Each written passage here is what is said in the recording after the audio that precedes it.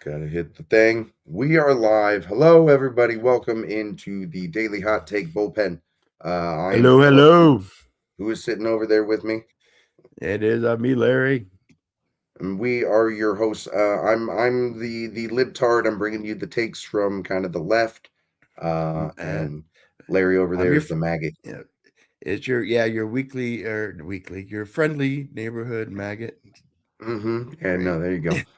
But we're breaking down you guys. If you don't know the deal by now, we bring you takes from all across the political spectrum, not to convince you that anything is the truth, but to show you, perception is reality. I'm showing you all these other people's truths. It's So all we're about just trying to perspectives. It's fun to look right, at the different perspectives at this point. Everyone's losing and their that shit about everything. upon reflection after thinking over yesterday's episode, I need to put more thought into my factions of the left because you have your factions of the right, and I think it would be fun to have like little tags next to people's heads when we rank them, as far as like Yeah. what kind of branch we think they represent, maybe. But yeah, no, that's A, the a other one. video a video that we're going to look at later this episode kind of opened up my eyes to the how you guys see factions when they were talking Mm, about the further left or the lefties. We'll get to that right. clip and I'll kind of point that out to you. Because that whole thing was a bit eye opening for me. I kind of felt like I was watching the Zulu tribe. I'm because it was just totally different. I'm So watching foreign. Georgian politics or something I didn't understand. Yeah, it's something I'd never seen. It was watch the Oh wild yeah, liberal in his natural terrain. in their natural habitat, exactly right. Let's start up though. If I can add this to the stage, I'm curious. We'll do it live. Damn it! Do you have the ability to add anything to the stage, like in your little thing down below, or do I Yeah, like do as you the host? is it showing? Yeah, I it have is for me something. too. I'm just curious if you, as just someone I've invited, do you No, have the ability to add anything to the stage at all? nope. You're the host. Well, You got to share unfortunate. my All right. screen. All right, Boom. and before we get to this first topic, I do want to do a little bit of house cleaning from yesterday. I looked up the dude on the Megan Kelly show, and he's Yes. totally a right leaning tanky. I went to his Twitter feed, and he's all bricks and the global South and the rising multi powers of China and Russia and BRICS, and so he's one of those guys. He's a tanky. He's a right wing tanky. Right wing tanky. All right. So but you're saying like he's in support of Russia and China from a right China, wing yes, perspective. yeah. I have a little. I'll show you a little bit of that perspective too. I'll let you Yeah. meet another No, one of that'll those be guys interesting. a little All later right. with one of our topics. All right, I Hit me. wanted to go What ahead and yeah, what am what I this looking at? is some AI slop that fed in Trump's The tweet. best. The So we best should AI slot. introduce before we get to Dave Smith's reaction to it. We should go ahead and hear the tweet. All right, I'm gonna Mm, go ahead and play it.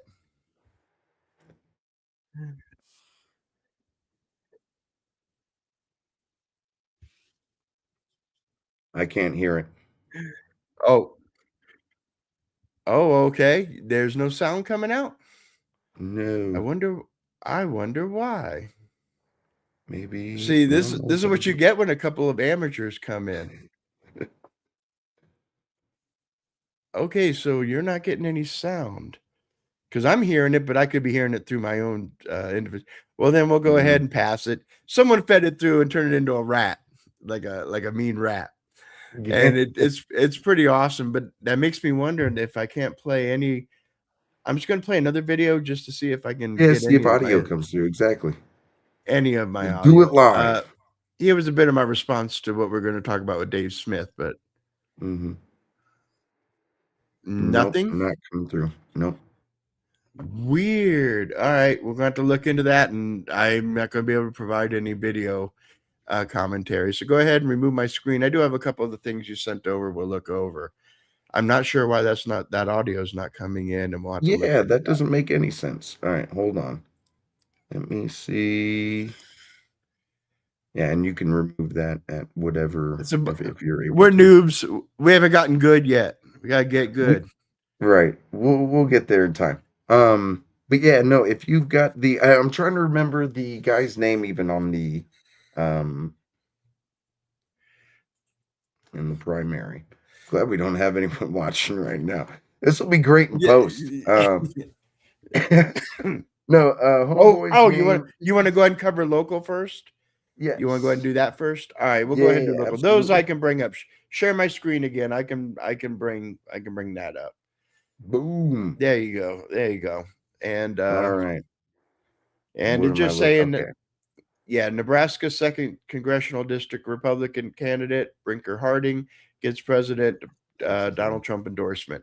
I really don't have a whole lot to say. This is local. We're in Nebraska. We're in Omaha, Nebraska, and the blue dot's going to stay blue. So it doesn't matter who Trump endorses; they're going to get beat. Is where I'm at. You also sent me a tweet where someone who names himself Andrew Wegley, I don't know who he is or anything about him, and he says very tough break for the noted MAGA warrior John Kavanaugh. I just don't Right. know. I'm not in the So the here's local the politics. reference there. Yeah, I'll give you the background. As someone who is a registered Democrat, I've been inundated with somewhere around 86 mailers about this upcoming primary, about CD2 from the Democrats' perspective, including a shit ton of mailers that have been reminding me that John Kavanaugh's tax plan exactly mirrors Trump's. So I should call State Senator Kavanaugh and let him know that I really appreciate that he's affirming the MAGA agenda essentially. So it's an Okay. attack ad saying, "Thanks, John Kavanaugh. We love you for being so close to Trump and loving Trump and being a Trump loving Democrat." Is what the attack ad is essentially. So Oh, I that's got you. the joke is, oh man, major blow here to MAGA what's the word, loyalist John Kavanaugh, when I it's would just a dig weird into one like that. this. I would dig into this, but I just think any two is a lost cause. It's already done. So Why? What demographic do you think Bacon was tapping into that they won't because be able to tap into? Uh, he was the leftist, he was the farthest left a Republican could be, and he was getting that super soft Republican, and that's all Omaha is. Omaha isn't MAGA. Omaha's not MAGA. The cornfields are MAGA. got you. They are all rhinos place. And if there's a true MAGA, that's why this guy's probably another rhino. This is probably the Nebraska version of Lindsey Graham. I don't know. I might look into it if I get interested in it, but as of now, I don't know. I'll look into and Yeah, see it what would his. be exactly. I'd be interested to know if Trump would prefer to endorse the more MAGA aligned candidate who would be less likely to carry this kind of a district, or if he would want to be more inclined to back, Or you he's know, doing a favor for the GOP rhino establishment. Our whole party, the right, for GOP a certain party, person. Yep. is still rhino. Mhm, Ricketts, Fisher, they're all squishy rhinos. We don't have MAGA representation. And So very scratch my back, I'll scratch yours. yeah, Mike Flood in the second. I guess the closest to MAGA would be that guy who's out in the cornfields part of Western Nebraska. I forgot his name, Fitzgerald or something. And in Who? third, any three. Isn't that Smith? Adrian Smith? Or I'm thinking of a I don't different. know. I don't know. I'm not that knowledgeable. Mm. And I love Nebraska. I do love this state, but we're inconsequential. And the Blue Ricket dot, has baby. such, yeah, Blue dot. yeah. So Yeah. yeah, yeah. But And yeah, even it's that like now that the swing states are swinging redder, Pennsylvania. If you look at those registration numbers, you know why Fetterman is talking like Fetterman's talking. mm, Because right, yeah, because he's he's looking watching at those. polls. He's looking at the registrations. Right. Republican registrations are surging in Pennsylvania, just like North Carolina. Which So homeboy, what's his Scott Pressler? Is that his name?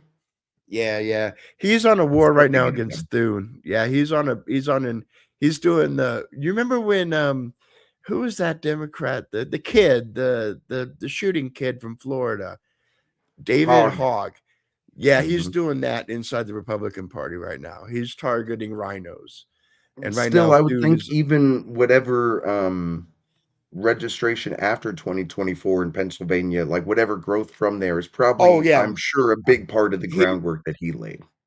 You know, it's a as a testament to percentage. actual organization.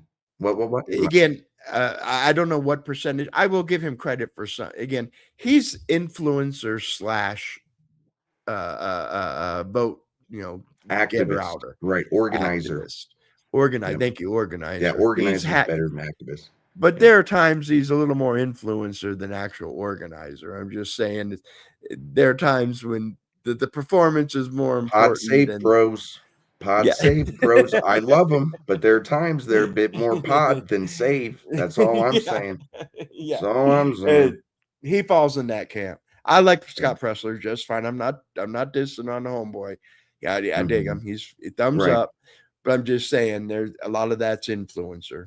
Right. I totally get you. It is fun though to keep a little eye on local politics. That's something I think I am big on like we are inundated with information that is not relevant to our day-to-day life. So the more that you can focus Yes. on shit that's actually local, the better. So yeah, it's just nice to check in, especially when Trump gives us a good reason. He truthed about it today. So I mean, of course we're gonna talk about it. All Yeah, right. it was very generic though. I mean, it isn't one of his normal warm. When he likes a guy, you can just tell. This is just like a LinkedIn. And I Um, wonder if it's just because he's so new. I don't know anything about this Brinker Harding guy or Oh, anything. Ricketts or somebody in the establishment probably said, "Hey, can you throw this our way?" And he's like, "Yeah," because it's not on the Right. target list. It's not on the target list. Mm, It's not one of the ones we're looking to flip or switch or save. right. Yeah. If the polling's already kind of showing that they think it's gone. All right. Let's go then to where we're kind of to pick up from yesterday. We're taking a look at Dave Smith is kind of part of that faction, I think, Larry, that you describe as like America First, right? The libertarians definitely would be part of Yeah, that faction yeah. of limiting foreign wars to prioritize spending or Mm, cutting spending rather at home because they're libertarians. well, But libertarians believe in fantasies. don't we all? Libertarian But yeah, a, explain. a, a Marxist ideology is much more solid to me than a libertarian ideology. I mean, they Really, you just think so? oh, for sure, and much more. Libertarians just why can't every first of all you got to get buy-in from everybody and Mm, to make libertarian ideals work. The second someone uses force against you, they're going to crush you. Libertarians have to get everybody agreed. So, mm, but I don't trust libertarians. I don't have very much respect for libertarians. Sometimes like Senator Rand or Massey, they right. consistently they don't know how to wield power. They live in this fantasy. You can't whatever. I'm not going to go on a tirade on it. I have a very I like Marxists better than I like fucking libertarians. Interesting. You're familiar with ContraPoints is one of our sister Ann's favorite YouTube channels. And there's a very pretty famous meme on our side of the aisle because she's pretty liberal and thinks that tankies are, idealistic. They force people to make these weird like kind of purity pledges. Like it's just the same kind of argument happening on both sides. But the meme is they don't want power, they want to endlessly critique power. Yes. They want to always be able to say, "Ah, no, that's bullshit. This is the way we should be doing shit." But then they always just put the fucking branch in the own spoke of their own bicycle and then be like, "Oh, why did they fuck me over like this?" It's just That's a libertarian I mean, yeah, the libertarian whole thing is just no it's also government. a lefty perspective. It's a very tanky thing. Mhm. It's like I'm gonna try to shame you into doing shit and then be like, "Oh, you're such a fucking idiot when you don't do it." As Yeah. we'll explore even during this episode. Alright, Um, go ahead and yeah, I just here's had to here's pull our this first up. clip. So Dave Smith is kind of following up on one piece that we haven't touched on directly from last week, or kind of like the weekend, I think. is Trump's truth directly aiming at other influencers, which is definitely relevant to our show. So let's let Dave kind of set us At up. It least, was a at least fire he's tweet. It was a Or what? truth. It was a fire truth. He went scorched earth. And when you put it with the rap he went music, scorched earth. If that's what we mean by fire, yeah, I would agree with that assessment for sure. making it very obvious that there's no reason to pay attention to him or even to try and predict what he's going to do. No one could possibly get it right, so there's no reason to do it. Yeah. No, I mean, it is yeah, it's wild, dude. It's wild to watch. It's like I'm more at this point, I'm more just angry with the people defending him. Because you're like, dude, how can you, how can you even possibly look any of us in the eyes and pretend you mean this? Okay, so by the way, the other big thing that we got to talk about, because this really, to me, just was wild. I've never seen anything like it. We thought in some way that Donald Trump, because if you remember, what was it, a couple of weeks ago, Donald Trump had the post about how great, wonderful Mark Levin is, right? Well, Mark Levin is just getting skewered by everybody. And within that post, he had he took. He's getting skewered by everybody. Everybody. I had an argument with someone very personal with us today, and I heard that a lot. Well, everybody thinks this. Appealing to everybody. Yeah. Right. Now, I'm not saying Mark Levin is loved by MAGA, because he's not. He's not. But when you use that, well, he's just being skewered by everybody. Hates him. MAGA hates him. Yeah. Meanwhile, Mark Levin's being widely panned by the right. Would you agree with that assessment? Yeah, but he was before and after. True. Trump likes him. I would agree. Trump likes Lindsey Graham. Trump likes Lindsey Graham. Always, it's one of the few times he gets booze at his rallies where he's like, "I like Lindsey Graham." But does he like Lindsey, or does he like that Lindsey squishes? Bingo, bingo. Mark Levin is useful, so he likes him. So yeah, exactly. I can get something out of this. It's very transactional.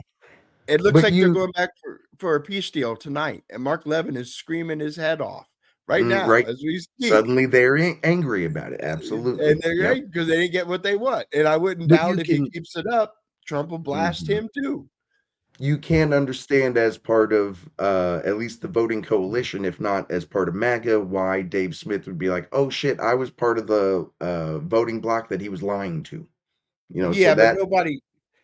Mark Levin never came up in a. I'm just saying, MAGA isn't going to get to bend or to go against Trump because of Trump likes Mark Levin. Do you think if we looked up Mark Levin's name and found tweets around that date, we would find a whole lot of voices in those different branches, all kind of saying? I'll do it while you play the clip. I'll go look and see what I can find. Because I think there would be. It would be it'd be very interesting. It'd be very interesting. But yeah, no, let's let Dave continue. Took shots at the people attacking Mark Levin, but he didn't name them. But we already said, hey, look, there it is. There's the official moment. Not the moment it died, but if you needed an official notarized death certificate, there it is. The coalition is over. But in case that was unclear enough, he came out the other day and by name trashed Tucker Carlson, Megyn Kelly, Candace Owens, and Alex Jones. And I got to say, man, I've kind of just never seen an act of political suicide quite like that. And look, Donald Trump is 80 and he's rich and he doesn't have another election coming up. And frankly, I don't think he gives a shit about, I think Donald Trump would be quite happy for the Democrats to sweep everything after he's gone. I think he'd prefer that than some other Republican star rise. He'd rather be like, yep, I was the only one who could do it. And all the other guys were always second rate compared to me. I don't think he cares about the country or any of that at all. But. Okay, I wonder when he came to this realization. Why did he give him his support at all?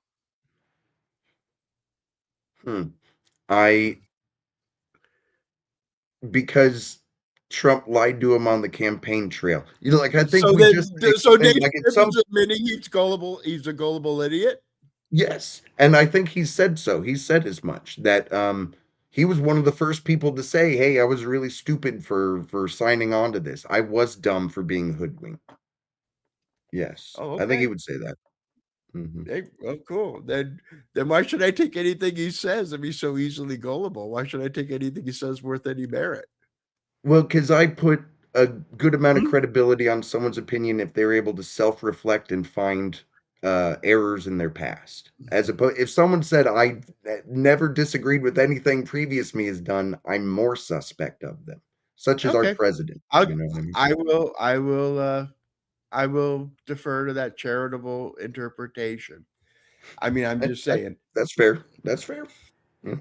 You know, if you think about like what this is the equivalent of, like this would be like Joe Biden. I wanted to ask you, what do you think of the assessment there? Because I've heard this also lobbied on, because he's kind of, we've said, part of the America First kind of coalition.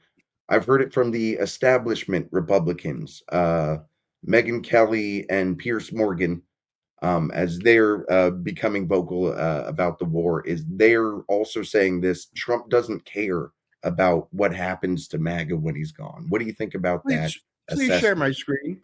Please share Yeah, my screen yeah, yeah. real quick. If I weren't so old, I would have it up already. Hold on. I think it's better if I remove this first because I know I can just like over. Okay.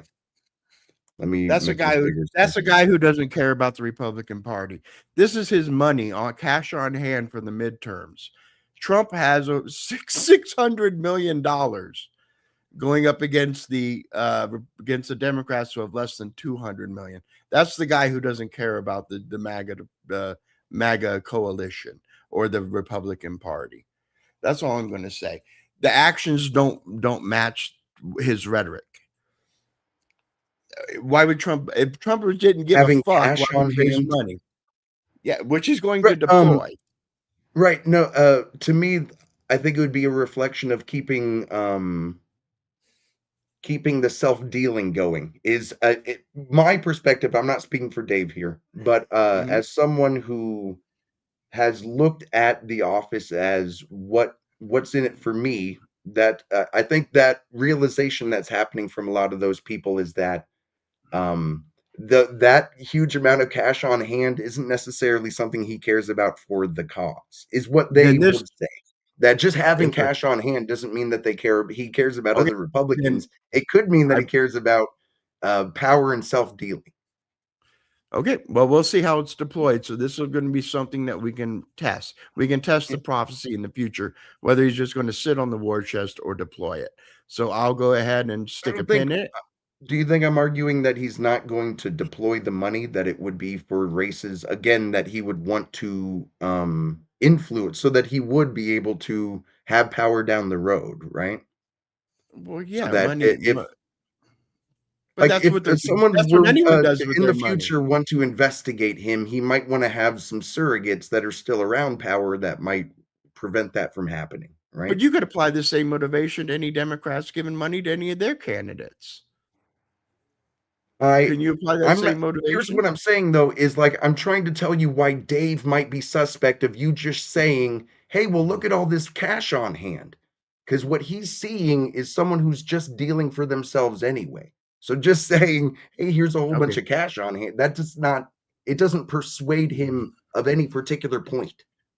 Like it just Okay. doesn't seem relevant, I guess, to anything that he's saying. I'm just saying a man who raises money for his party, and he's a hell of a fundraiser.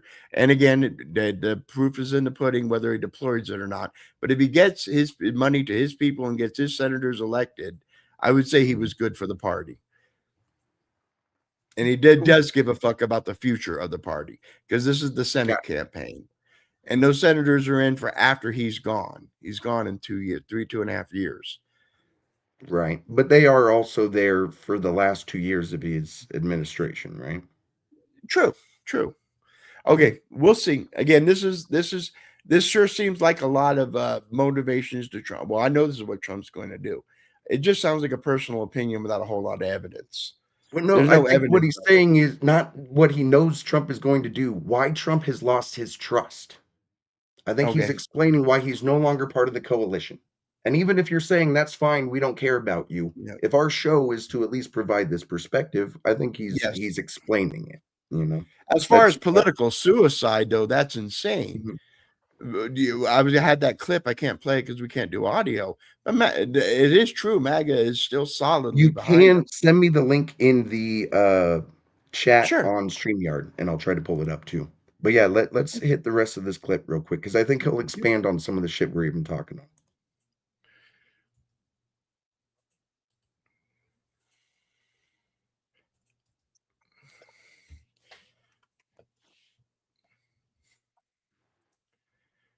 All right, should be sent over now. Shit, can you hear? Oh, okay. Yep. Was Now I this is was I March. just Remember silent this that is whole time?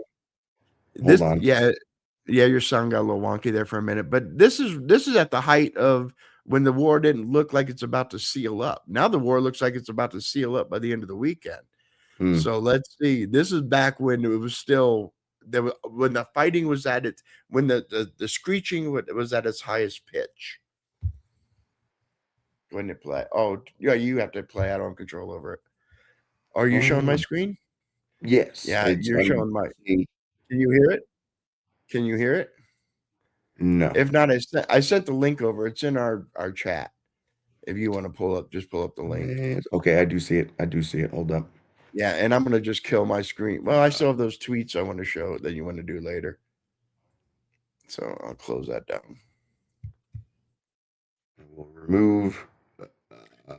Going to add something else. I totally know how to do all this shit. But it basically is just showing MAGA has not deserted Trump, and that wasn't the only poll. RMG and right wing polls showed Absolutely. the same thing. And we even, I think the last clip that we get into that I really like that you had said, you know what, I was kind of thinking of recommending that because I think she does a good job of kind of coming with a couple studies that would prove that a lot of people in MAGA wouldn't be upset with going to war with Iran. Like I think there's a good argument to be made even about that. I don't disagree at all. Yeah, he I told would, us to me, every it would be a rally matter of was degrees. he's going to bomb the shit out of Iran. Bomb Iran was on his own Mhm. truth. You know, he's been talking about Iran since the 80s. Right. You know what I mean? Right. Okay, and I will make sure that it isn't just like Twitter or something. Tell me that you can still hear this. Yeah, you know, Right. sometimes you Yep, look I at hear it. polling data and there are numbers that just jump off the screen at you. And this is one of those. Because just take a look here. MAGA GOP view of Trump. Approve 100%. 100%. If you are a member of MAGA and the GOP, you approve of Donald John Trump. 0% say that they disapprove. You don't have to be a mathematical genius to know you can't go higher than 100%. He is the 1972 Okay. Miami Dolphins. All right. Yeah.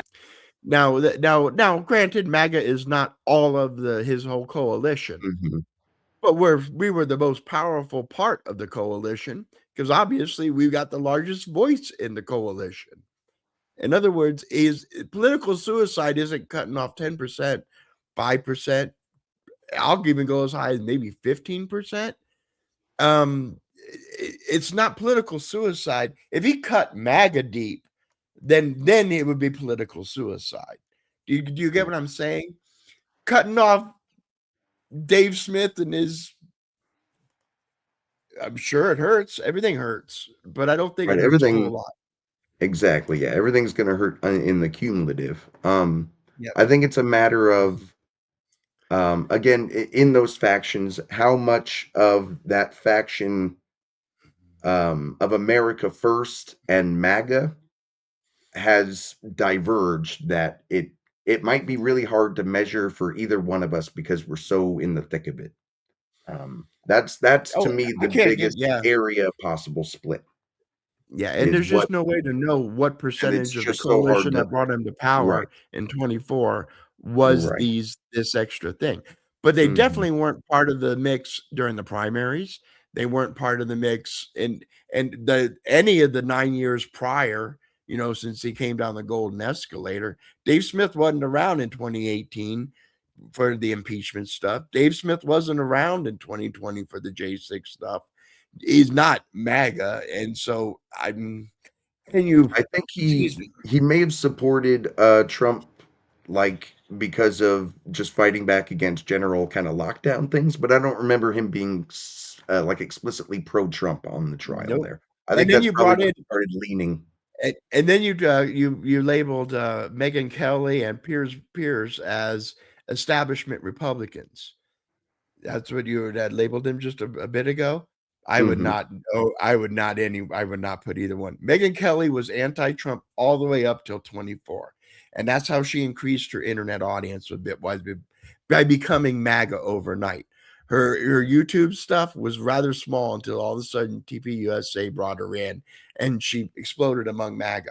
But she's famous for hating Trump many years up to the 2024 election cycle. Yeah. Oh, absolutely. So which of the factions do you think, is she like America First? Grifter. No, you had four factions of the right. Which one would she be in? Well, she's in America First. She's not MAGA. She's not going to go America First? I would put her in America First. If she's anything, I think she's is in the establishment part. Like that's where I'm still having trouble. Fox News, and then any of like just the network, just the employees. Senator Thune. No, I mean all the broadcasters. I'm trying to think of them. Brett Baer, all the names. Jesse Waters, Hannity. Hannity is not. How about MAGA. on Twitter? Are there any people, any big Twitter accounts? An establishment on Twitter, would be anyone who supports the Senator John Thune, the ones that go against Trump when he doesn't do Republican things, because there's a lot about Trump that isn't traditional. What are Republican? Like it's so hard to define what Republican. You're gonna have to tell me what that means. Let me work on that definition and bring it to my next show. Let me think this through. And I'm not trying to be confrontational. I'm sincerely struggling with that one branch. Yeah, and I will bring you examples, and I'll bring a better definition than one I can put together on the fly. Right, because I need to come up with. I don't have any faction. Like I have a loose idea, but it'll be good to define both. Mitch McConnell, the old GOP establishment was the Mitch McConnell and the Paul Ryan and the McCartney. Those guys were the old establishment. There's so few of them now. So Lindsey Graham is establishment. Lindsey Graham's establishment. Okay. Like the Daily Wire is establishment. Daily Wire is establishment. Matt Walsh is someone who's establishment, but has said he's against the war, right? Yeah. Yeah. Well, he's MAGA friendly, but or MAGA adjacent. He's a little more America Firster than most of the neocons over at Daily Wire. But yes, he's part of the Daily Wire, and Daily Wire I would consider an establishment. Would be establishment. Very pro-Israel, very pro-neoconservative. That whole mindset, they're okay with illegal immigrants coming in because it's good for business. Friendly with the fiscal conservatives.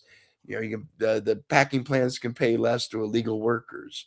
So that's fine. They're fine with that. Everyone saves a little money. It's establishment politics. Do you feel like there isn't a trend towards, in this term, those people on the right being the ones that Trump is most like trying to please? Well, he tries to please who he needs. In other words, he's a transactionalist. Yeah, he's going to give him a little something if they're giving him a little something back. Right. I guess who is he? What? Right. No, that's okay. Let me bring a much better definition with better examples. I haven't really thought about it enough to put it into words. It's just when I'm scrolling my feed, I can go, okay, well, I know that's an establishment shell. And it's just one of those things that I don't do logically. Let me put it. Well, it's a gut thing, and it's there. It's because I know their work, and I know their worldview, and I know that they're not MAGA or they're not. I know because of what they believe, they fit into the establishment It's, category. I But I've guess, never. my concern from my perspective, because this is something from early on that had seems to be able to shift on a whim. When I've asked you before, No. like who might be representative of MAGA, it just feels like if it's always a gut thing, then I'm never going to be able to like Fair. make an No, that's argument fair. even on. And I can answer that most simply. Trump is MAGA. So there's only one member of MAGA. No, but there's only one figurehead of MAGA. There's only one voice of MAGA. In other words, Bannon is not a voice of MAGA. Alex Jones was never a voice of MAGA. Right. But you understand then why people might think that MAGA is the cult part of the right, because literally the only prerequisite is unquestioning belief and Not faith. unquestioning. Just trust. Do you trust Trump? And it's just trusting Trump. Right. It doesn't mean So I agree with everything he does. To me, then, the second, if you just don't trust a single decision of Trump, does that mean you're No. no longer MAGA ever? No. So you're just not MAGA any longer for that issue, and then you're back to being MAGA on other. Well, you're only That's what's MAGA if so you hard. self. You're okay. Yeah, I understand. Legit, like I'm not trying to be. It's just so hard then to peg down who Oh, would yeah. be a good person to bring from this branch or X branch if I legitimately don't know who you might think. If that changes for me, it's But I hard mean, then. but we're just talking about in the sphere of influencers. And Mhm. who was ride or die with Trump through the dark times specifically, especially. Right. I guess this whole little like side tangent got prompted by Megyn Kelly and Pierce Morgan not being part of the establishment, part of the Republican, when they came from NBC, CNN, like they're some of the biggest voices. We've Media, but said they were they're even at media. the top of our power rankings. Pierce, And yeah, but Pierce I'm is a sorry. Brit. First of all, Pierce is a Brit, so he's not even like. Do you know what I'm saying? And now, if you're He's not talking what? just about, he's not He's part not of what? it. American political system. He's not part of the American political system. He's a Brit.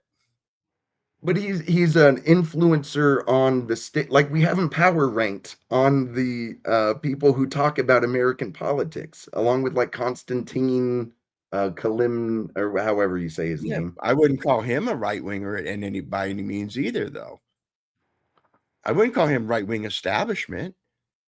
In fact, I'm he's not been even going saying very that I hard. would say, I'm saying that we have other British people. Like Oh. I went from one comparison to another, and now you're Oh, trying to like yeah. you're conflating the Well, two. Here's what well, I'm I'm just saying saying. is it's hard for me to say if Megyn Kelly is not MAGA, and if she isn't, I'm trying to remember the other. What's the other category? Oh, America First. Is she America First? Yeah, Because I thought America yeah, First was like the people who hate Israel. basically. Yeah. Megyn I mean, Kelly if is you want to far boil more it down. diverse of she covers way more topics than just saying she just hates Israel. So I don't think that's fair Yeah. either. Yeah, but no, she covers others. Yeah. I will concede I did not debate this very well or explain my view very well. Let me think on this and I will come back with a better articulated way you're of good. saying that. All right. I want to get the rest of this guy in real quick. You know, if you think about like what this is the equivalent of, like this would be like Joe Biden trashing Rachel Maddow, Jimmy Kimmel, Stephen Colbert, you know, like just like your people's favorite people. You're, Stop. you know, between the four, Pause. those might be. Yes. They're not our favorite people. MAGA hates those people, and I'm talking about the people that go out and with the shoe leather, they go to the Republican meetings, and I can pull up those accounts, and they are not well beloved. The reason people watch those shows is because those shows platform true MAGA disciples, the people in his administration, or the people that are adjacent to his administration, incorporating his politics. Go look at Bannon's numbers over on Rumble. I think his shows get like 60,000. He didn't move in the election. Trump won by millions. Do you understand what I'm saying? And number two, the other thing is the misunderstanding of the relationship between MAGA and our influencers. Right, which we have a whole clip dedicated to. You know what I mean? Like I'm not even bringing this clip to you because I agree with Dave Smith. It's because I I feel know. like this is a part of the conversation happening on the left, well, a little bit on the left, mostly on the right. That I just feel like it is reflective He of what my Twitter feed looked like today. I understand. I'm just saying Mhm. he's just the way he talks though. Go please just go and proceed. Well, I'm and I doing a very totally agree poor with job on expressing myself tonight. this is part of discourse overall is that we don't take time ever to use nuance or qualify statements in any kind of way. We're more interested in speaking from our gut and our heart and saying what we know is true, rather than at using precise language. That's just not what we do anymore. The 4 biggest conservative right-wing shows in the country. And he just trashed all of them. And they also kind of represent. What are the 4 biggest conservative shows, if not those Then 4? why I'm isn't trying to think. then why isn't Trump's rating with MAGA going down? Why is his approval still hanging in the 43 to I have 46%? heard some theories about There's no this. You want to hear evidence. some crazy Yes. theories on this? Yeah, please. Yeah, because this is one of my favorites. I love this one so much, Larry. It's actually a deep state ploy, and that's why it's airing on CNN. They want him to keep making bad decisions. So they're telling him, "No, you're doing great, sir," with a CNN poll. Yeah, That's they'll why. make fun about all the people who have Trump's 5D chess moves. Yeah, yeah. Right. Okay. All right. Mhm. That's It's okay. not a popular cope, but it's a cope that I've seen out there. Your That's pretty insanity is funny. bad, but my insanity makes sense. That's Right. wow. All right. almost like the spectrum of, because like Megyn Kelly and Alex Jones are very different people. It's like all the way from Fox News to InfoWars and everything in between. And he just, That's a big disagreement I would have. It's not everything in between. To me, it is legitimately, it's kind of the establishment branch that's kind of going, man, this is just way too much. And the America First branch that is all eyes on Israel. And I don't think it is reflective, to your point, of MAGA necessarily as one that part of the faction. But when you're talking about the whole coalition, is when The there would be coalition is downstream. fractured. I will admit the coalition is fractured. I don't When dispute that in the slightest. here's the good thing is like people on both sides who are in their echo chamber still will insist the other side is a cult. And as we are analyzing through all 3 of our clips today, there's all sorts of dissent happening, which is great, which is awesome. Yeah. We should analyze it. I think that's human nature. You've got to other the Mhm. other. So Right. you just go, I can't understand what their worldview is totally. So their worldview doesn't matter because they're in a cult anyway. I think Right. it's kind of it's ridiculous in a way. It's just it's like you said, it's almost a cope or an easy. Mhm. It's an easy way to not take what that other person is saying into Don't consideration. have to think about it at all. Yep, exactly. All right, I think we're close. I just want to get at least to the ad break part of this. just trashed all of them in the most, like it was Trump. It was kind of funny, I guess, in some It was parts very of it, funny. but it was so petulant and it just looks so bad. And then the reaction of all of them has essentially been to laugh at him. And I don't know, Rob. I've never seen anything like this before, where a president is trashing all of the people who got him elected. And it's so naked. It's like, look, here's the rules, okay? Donald Trump requires 100% loyalty, and he offers absolutely none. That's the deal. And you just demonstrate that enough times. It's like, all right, dude, then who the hell wants to work with you?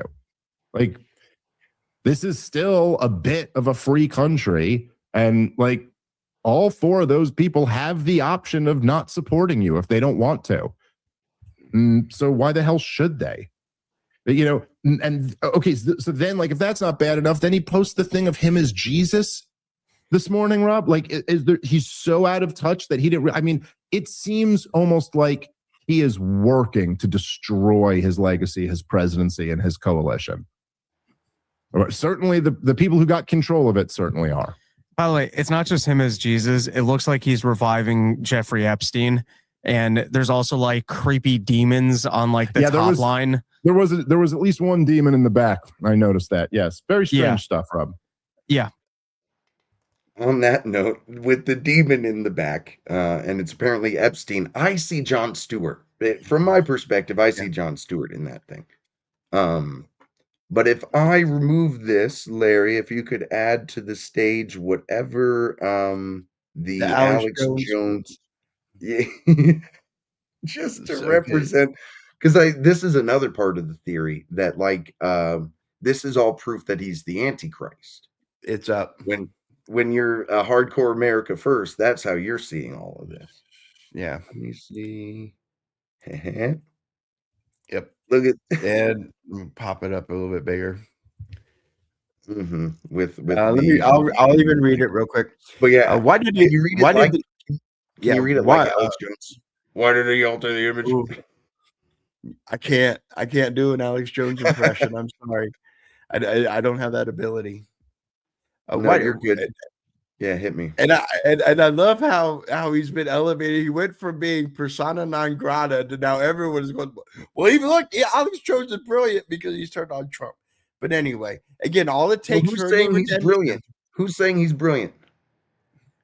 Apparently Dave Smith does. Well, no, I am putting words in his mouth. I take that back. I take that back. I take that back. I take the statement back. Yeah, I think he's just represents part of that America First faction, and now we're going to make fun of him because did he put a satanic god over his head? Yeah. Come on, why did he alter the image of? Why did he alter? Who made him do it?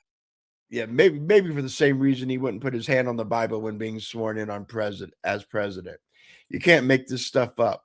At least Trump came out and made it clear that he thought the image showed him as a doctor. Whether you believe that or not, at least he didn't double down. We need to find out who brought the image to Trump. Okay. Yeah, because first of all, Trump doesn't make his own images. I hate to break this to people, but Trump's not making the memes. You know what again, I'm going to Occam's razor it from my perspective. You got an 80-fucking-year-old man perusing social media who saw a picture that glorified him. He's a narcissist. He grabbed it and reposted it. Or told someone to. More accurately, he told someone to repost it. Because I don't even know. I don't think he's the one actually putting the shit up. In fact, I'm pretty sure he's not. So his social media team was told to put it up. Now, I do know that the main girl on the social media team is a devout Christian. Where the initial down here, the first one, where that one comes from, is from a super devout Christian. So the guy who created the meme, the initial meme, now I cannot explain the quote unquote demon or ball or whatever. But hey, if y'all want to believe Trump's the Antichrist, I can. I much prefer the time traveler theory as opposed to the Antichrist theory.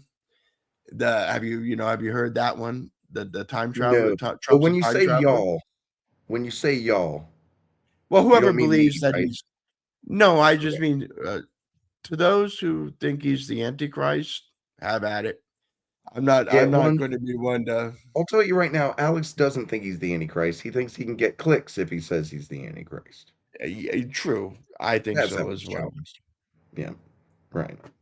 But yeah, no, I do really think from what I have seen, because there was one tweet, and I wish I would have saved it because it seemed like such a perfect explanation, is if they just ran it through a filter of just like improve the quality of the image or whatever. There's literally from like some poster, and I think it does have some sort of like biblical, like the film or whatever did, that has a very similar background. That it like if the formula just saw it as like, hey, well, this fits that thing.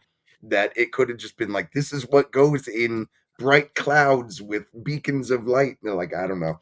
That's how AI works sometimes. So if you said, I don't know. This is why I'm a Trump fan, though. The dude posts a picture and the whole world loses their fucking shit. And then I go, oh my God, that's hysterical. That is the best troll in the world. And here's the thing is I I don't disagree with you. It is, and I wouldn't disagree with certain loved ones in our life who also say, "What an awful, irresponsible, ugly." It can be both of those, It and can be both of those. that's what a big It part of the is. left really needs to come to grips with. It can be both of those. So See, if you the thing only is, insist it's one, you look crazy. and I actually think instead of a political barrier, it's a generational barrier. You got to remember, much of MAGA and the current Republican setup as it's currently, as it's currently comprised, is driven by Gen X, and Right. this is Oh, yes. Gen X humor too. He's a boomer And himself, right. but I mean, It's very everyone much around him is Gen X. Mhm. Everyone who Yes. supports him is Gen X, and Mhm. we have no sacred cows. We have no sacred. The argument I was in with today, and someone was like, "Well, he should be moral like the Pope. Why is he attacking the Pope? He should." I'm like, he's a politician. Yeah, He's 'cause not he's the not. Pope. Yeah, I don't want the preacher in chief, the holy. We've had empty suits who've had pretty words for a very, very long time, and they've shit on us while saying Right. pretty words eloquently. The Mhm. guy's rough. He's a bull. He's a China, is a bull in the China shop, but he's efficient. I'm getting what I voted for, and if I have to get pictures like this, so be it. In fact, they're I get funny. you. I think it's hard to ever describe a bull in a china shop as efficient. Um, because I don't know how exactly you could task the bull with something specifically. It just goes on its own, right? Like that's kind of why the analogy is. But yeah, no, I get what you're saying. I get what you're saying. Venezuela I- was tamed. Venezuela is our bitch right now. That's pretty efficient. We'll see where this Iran stuff ends up, but it sure looks like they're tucking their tail right now. For again, we got to see where these talks lead. But if he gets what he wants and he has pretty much control over the Hormuz Strait and he gets that enrichment back, most likely the Russians will get it. But at least if it's out of the enriched uranium, if it's out of Iran, he accomplished the three things he wanted to do. He decimated their military force. He got the enriched uranium that he wanted out, and he fucking got control of the Strait of Hormuz. Let's see if it comes. If he gets the three things he wanted, I would call that efficient. I get you. But he went into the war with an objective that was already happening, like with How the so? strait being opened already, right? Or am I misunderstanding that? No, the strait was open, but it was under threat. In other words, Iran had So, okay, control of it. keep it open. That's fair. Yeah, to ensure it stays open. That's Yeah. totally fair. That, And yeah, I I love how totally the war, so far in this war, Joe Biden killed 13 people running away in Afghanistan. We've lost Mhm. 13 people after what, 40 days of war? War, military action. And we've Mhm. lost one plane out of thousands of sorties. I'm Right. just saying, I think we've been rather I just efficient. think a lot of people would argue that it isn't efficient, that it is not worth the insane tweets or truths or whatever we want to call it when they aren't getting what they want policy wise. That they wouldn't call But it efficient. MAGA is, and we're much Right, larger but than MAGA them. is, and I'm explaining that it's Trump coalition, not MAGA. MAGA I'm is, totally with that. and Yeah, actually most of most of his MAGA, coalition is. Most of his coalition is. The establishment right? Republicans are getting what they I want. swear I MAGA is believe getting what and they I want. trust you, Larry. There's a whole clip that we're gonna get to where a lady Oh does yeah, that. She steel yeah. hands everything perfectly. Sorry, I'm I'm reaching. sorry. We got to get We through this are first clip. true. We're doing what we used to do when we go on tangent.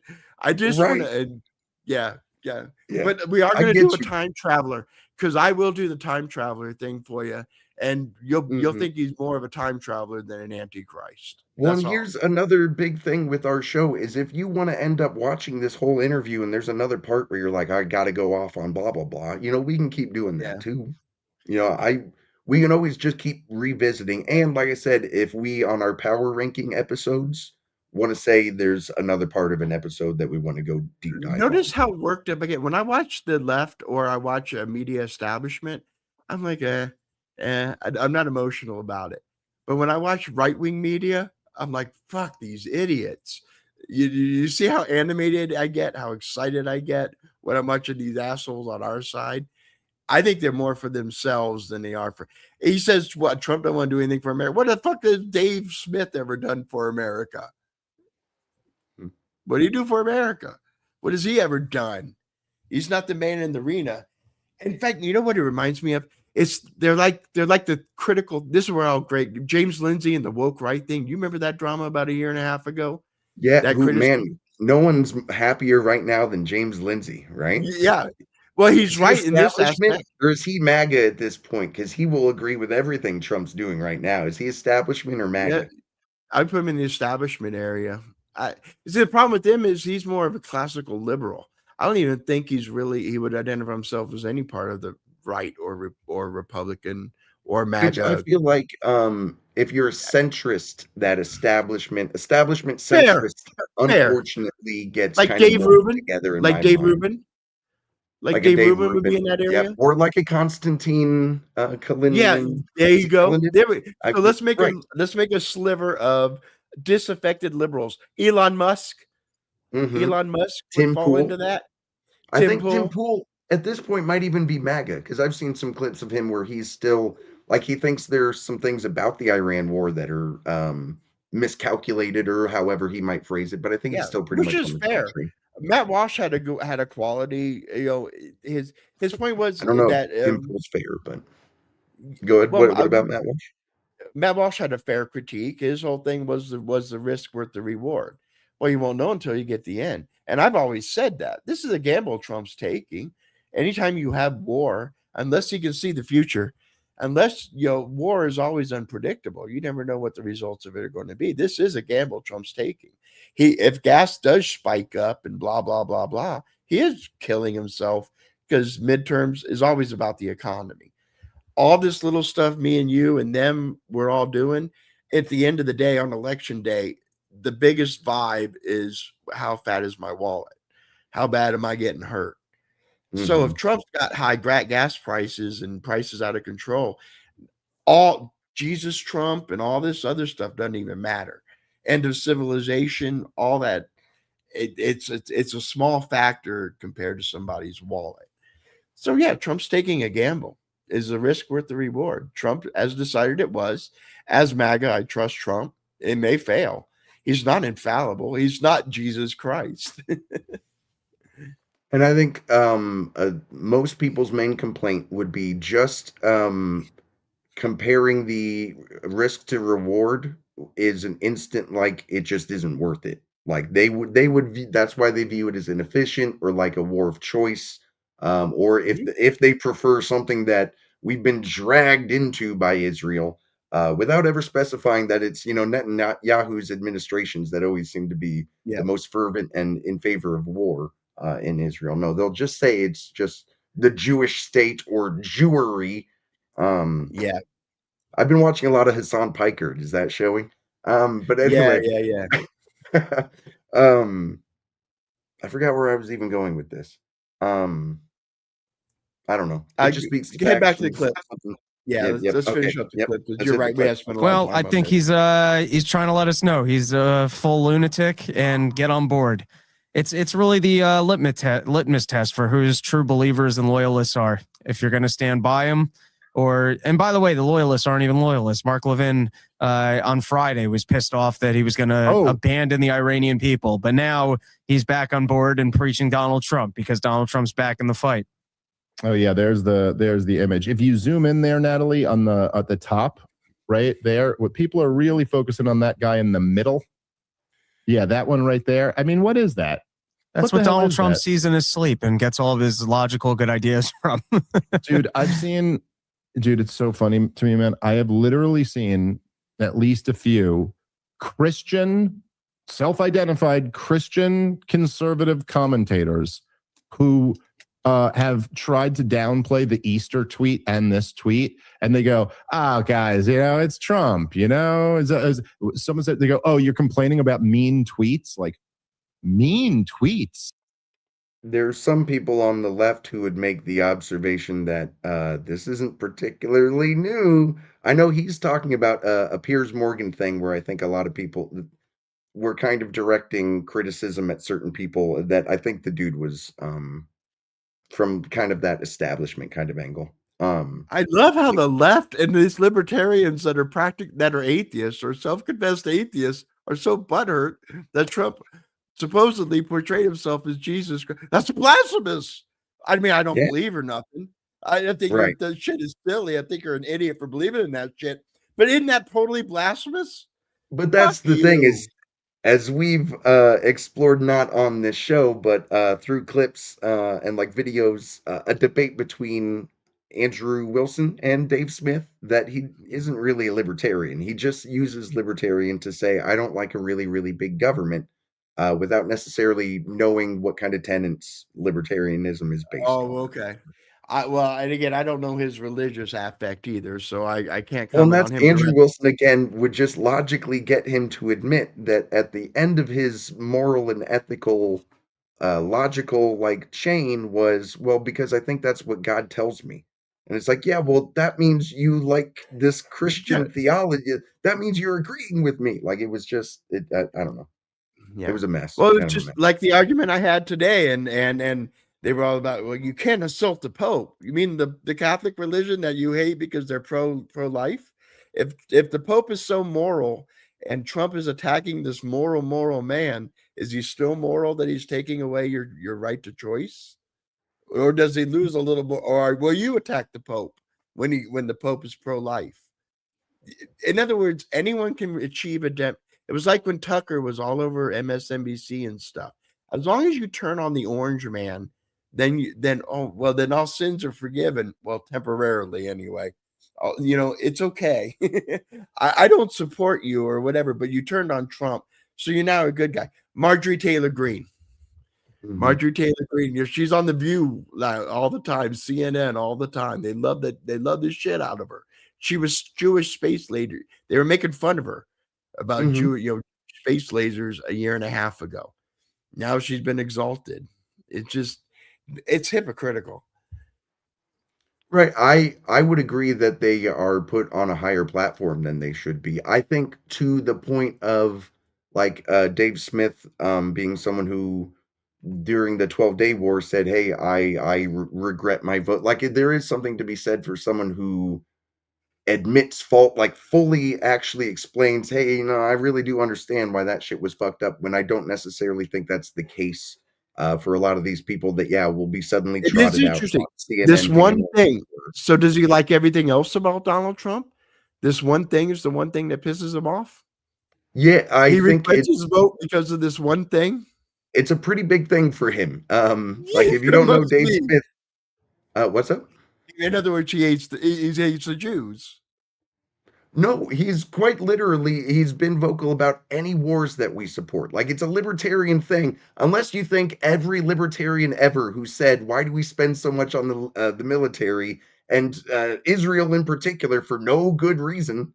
Then unless they all hate Jews, unless you're saying everyone who criticizes Israel True. now hates I will Jews. withdraw. I see that argument, and I kind of regret Mhm. that they came out. But I'm Yeah. just saying, what rational person says, I like 90% of what the guy does, but this one thing is the one thing too far? Someone who on the campaign trail says, "Hey, the reason I'm supporting this guy is because I think the Biden administration's support of Israel would support or would continue under Harris, but not under Trump."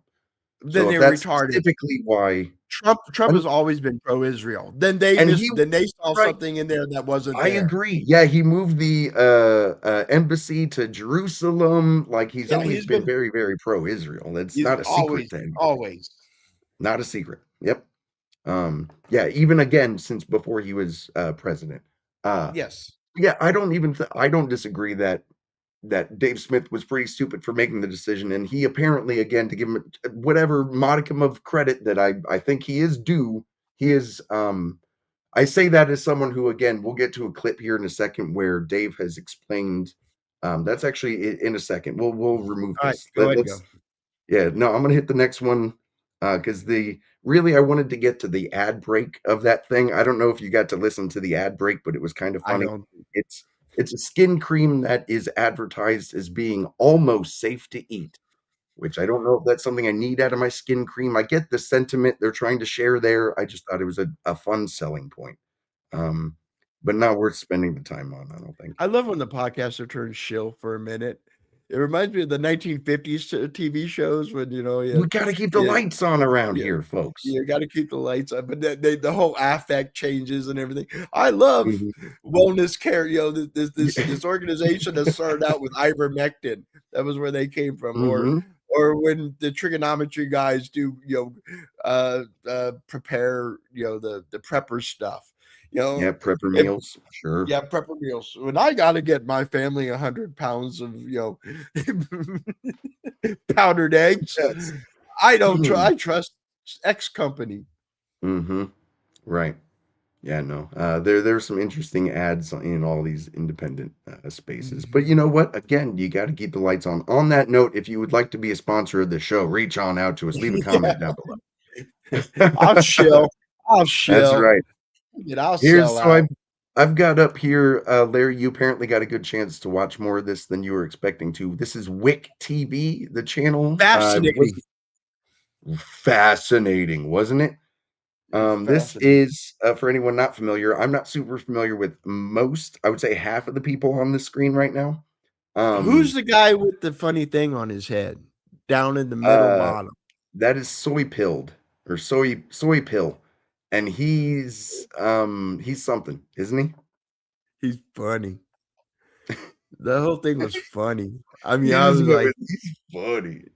He's funny. He's something.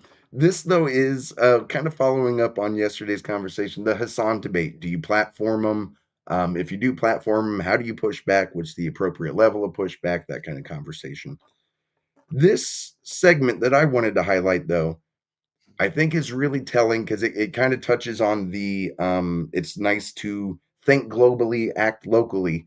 When you get down to it, whether someone is like a legitimate neo-Nazi or a legitimate communist who no longer believes that private money should be a thing, and you're trying to organize on a local political level, if you literally outright say, no, this is fucking stupid, dumb bullshit, and you're bringing down the whole movement with you, you're going to lose anyone who doesn't know what's going on just because of how negative you are. Because we're in this vibes-based environment, right? So that's kind of to preface this clip is one of the talking heads is she's much more known apparently for being like an organizer rather than someone who goes and does like debates. I do think that's a feature of the left, but I think that's because the left works more on emotion than logic, than reason. So yeah, someone's being intolerant. I mean, you you're on the right, fuck off. You know what I'm saying? That is a comfortable thing to be done, even in local politics, even on the local level. But go ahead and continue with it. Yeah, I'll hit this. To the back of my head that will happen. Okay, so I like to get to throw some wedges in there and try to get some disagreement going. Heard in these panels.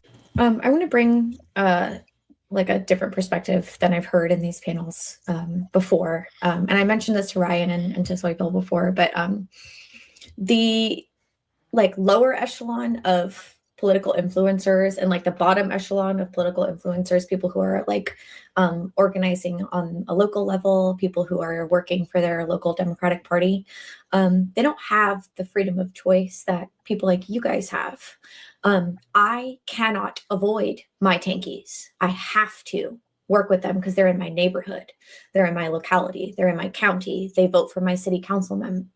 And I have I have a constant problem, right, where I'm a local political organizer and I'm casting a really wide net and I'm trying to bring in as many like disengaged, low information voters to events and to elections as I possibly can. And I'm messaging to them and I'm trying to get them to come back. And inevitably, a tanky disrupts this. They're just out there. They're just everywhere. I fucking hate them. And so like, something that I think is really valuable as someone that like consumes a lot of political streamer media and like political influencer media is watching people like Steven go head to head with people who are on our far left and be a model of what their arguments are and what and like how to respond to those arguments, and giving like an example for people like me of what exactly is the right thing to do when you're like confronted with these people who have noxious, like emotivist arguments that regular low information, like left leaning people are very susceptible to, right? And so I think that like I advocate for direct engagement with the far left in y'all's upper like influencer echelon, because it's something that is informative for people like me and helpful for people like me. Otherwise, I wouldn't really have good examples of what to do in those fucking scenarios. So to your point, I do think it is much more common on the left to have this need for like kid gloves in that kind of scenario. And it could be a misjudgment on my part, but I think it is also a result of a lot of those establishment types, like the never Trumpers that did leave the party. We touched on this yesterday, that are those Yep. bulwark types. As more of those people are just less inclined to go along with what Trump is posting, and if they really find it distasteful, or they found pearls to clutch or whatever, that does mean that part of the Democratic Party would grow. Like that is how coalitions shift and Yep. change over time. But Sure. what was I just gonna say? I don't Yeah, know. it Did just you have it any just thoughts on that? Yeah, just I think it's the sensitivity thing is just it's not quite as there, and it might just be a natural thing. The right, again, everyone we're about individuals, that we're anti-collective. It's kind of like why we lose a lot too. It's harder for us to unify to begin with. Trump was a unifying figure. Trump's ideology was a unifying ideology. It's harder for us to, because we're also independent. I think people on the left would make the same argument. I'm not even saying which one of you is right, but I know people on the left would say it's impossible to herd far left people. That's a big part of this discussion is how good faith those people on the left are Yeah. ever acting. I wouldn't even have to use the adjective far right. Even you get 10 MAGA people, and they're gonna be some things that they disagree on. But I mean, I'm sure that's with Democrats too.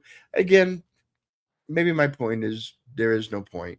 I don't know. I just know from the few examples, I don't personally go to our local parties, so I don't know this on the ground.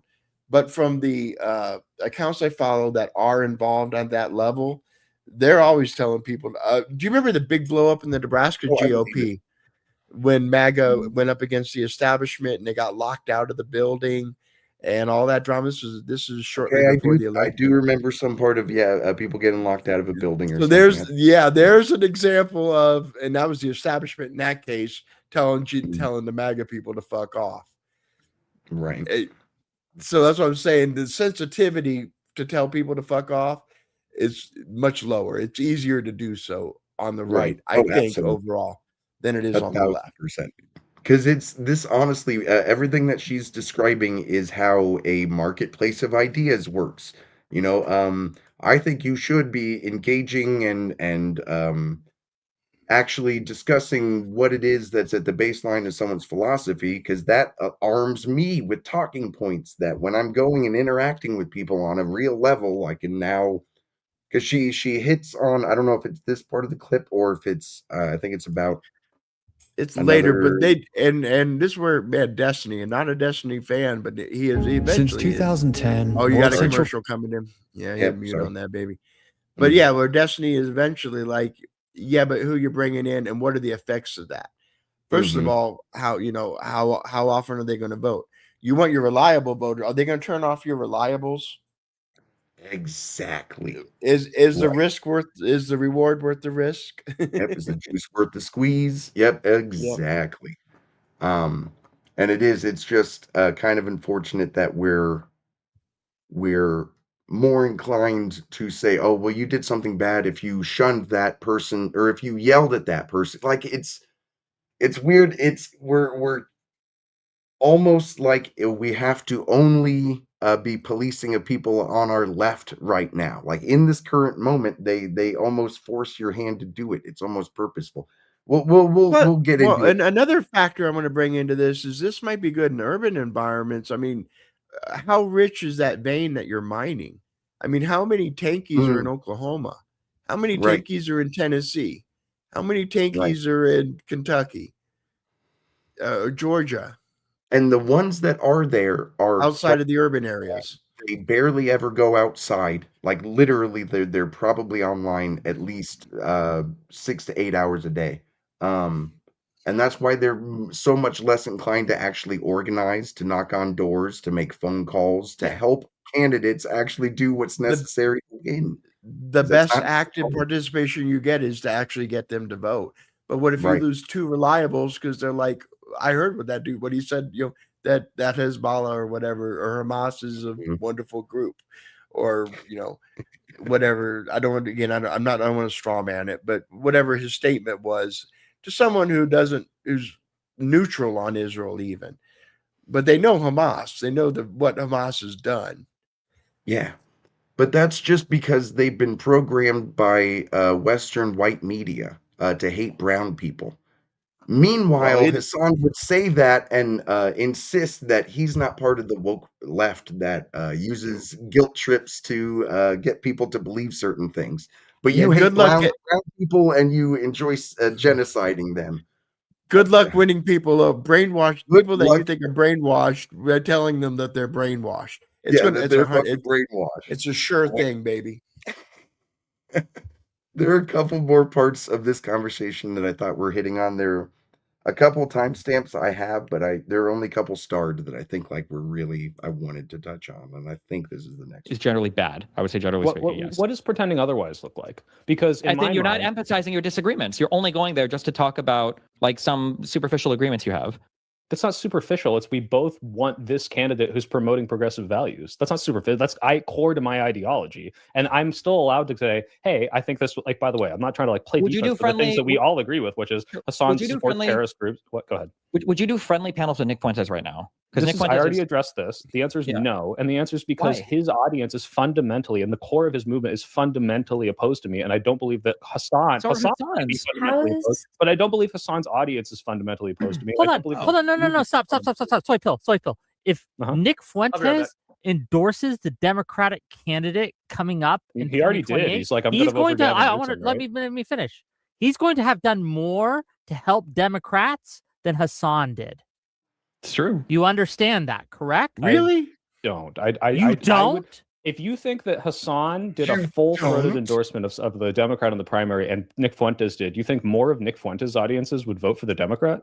No, but probably more of Nick Fuentes' audience would not vote for Republicans, which counts in some sense as votes for Democrats. Well, I think I think it would be easier to radicalize a Fuentes viewer to vote against whatever the next Republican candidate is than it would be to mobilize a Hassan viewer to vote for an establishment Dem. Someone they don't care about. Is the vibe that I get. Really? Assuming Fuentes stays on the same road. Yeah, now, it might be Fuentes isn't a good faith actor, I don't believe, right? I don't think that we can trust him. Wait, what do you mean? No, I think he's pretty honest about what he means. Because Nick Fuentes is his entire movement is fundamentally anti-democratic, anti anything but Christian nationalism, right? Versus anything on the West. Hassan is anti-West. Hassan is pro-terrorist. Hassan is like an ML, right? And yet, if you go into his audience, when you accuse him of being a commie anti-Semite, the reason that a majority of people start defending him is not because they're all gaslighting you. It's because a majority of them are part of this progressive, I want to just So as long as we could go into Nick Fuentes' chat and say, hey, you're a fucking Nazi, and they could say, no, he's not real. There's a reason you're misunderstanding all that. Here's the thing. If you're saying you're okay or not okay with talking to Hassan, then it should be okay or not. It should be congruent for both these dudes because they're the same dude. They're just the different side of the coin. You should be able to talk to either one of these motherfuckers.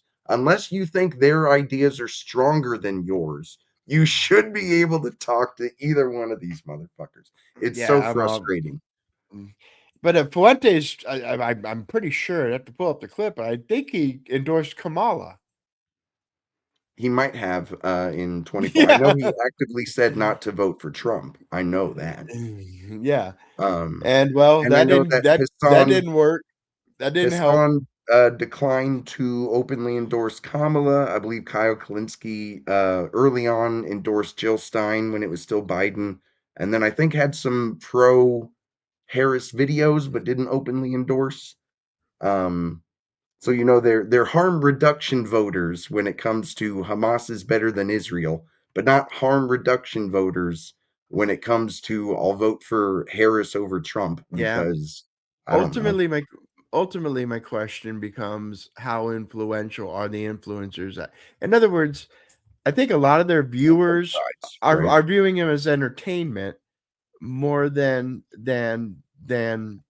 incentive to be active or an incentive to in other words I know I personally I can speak for me.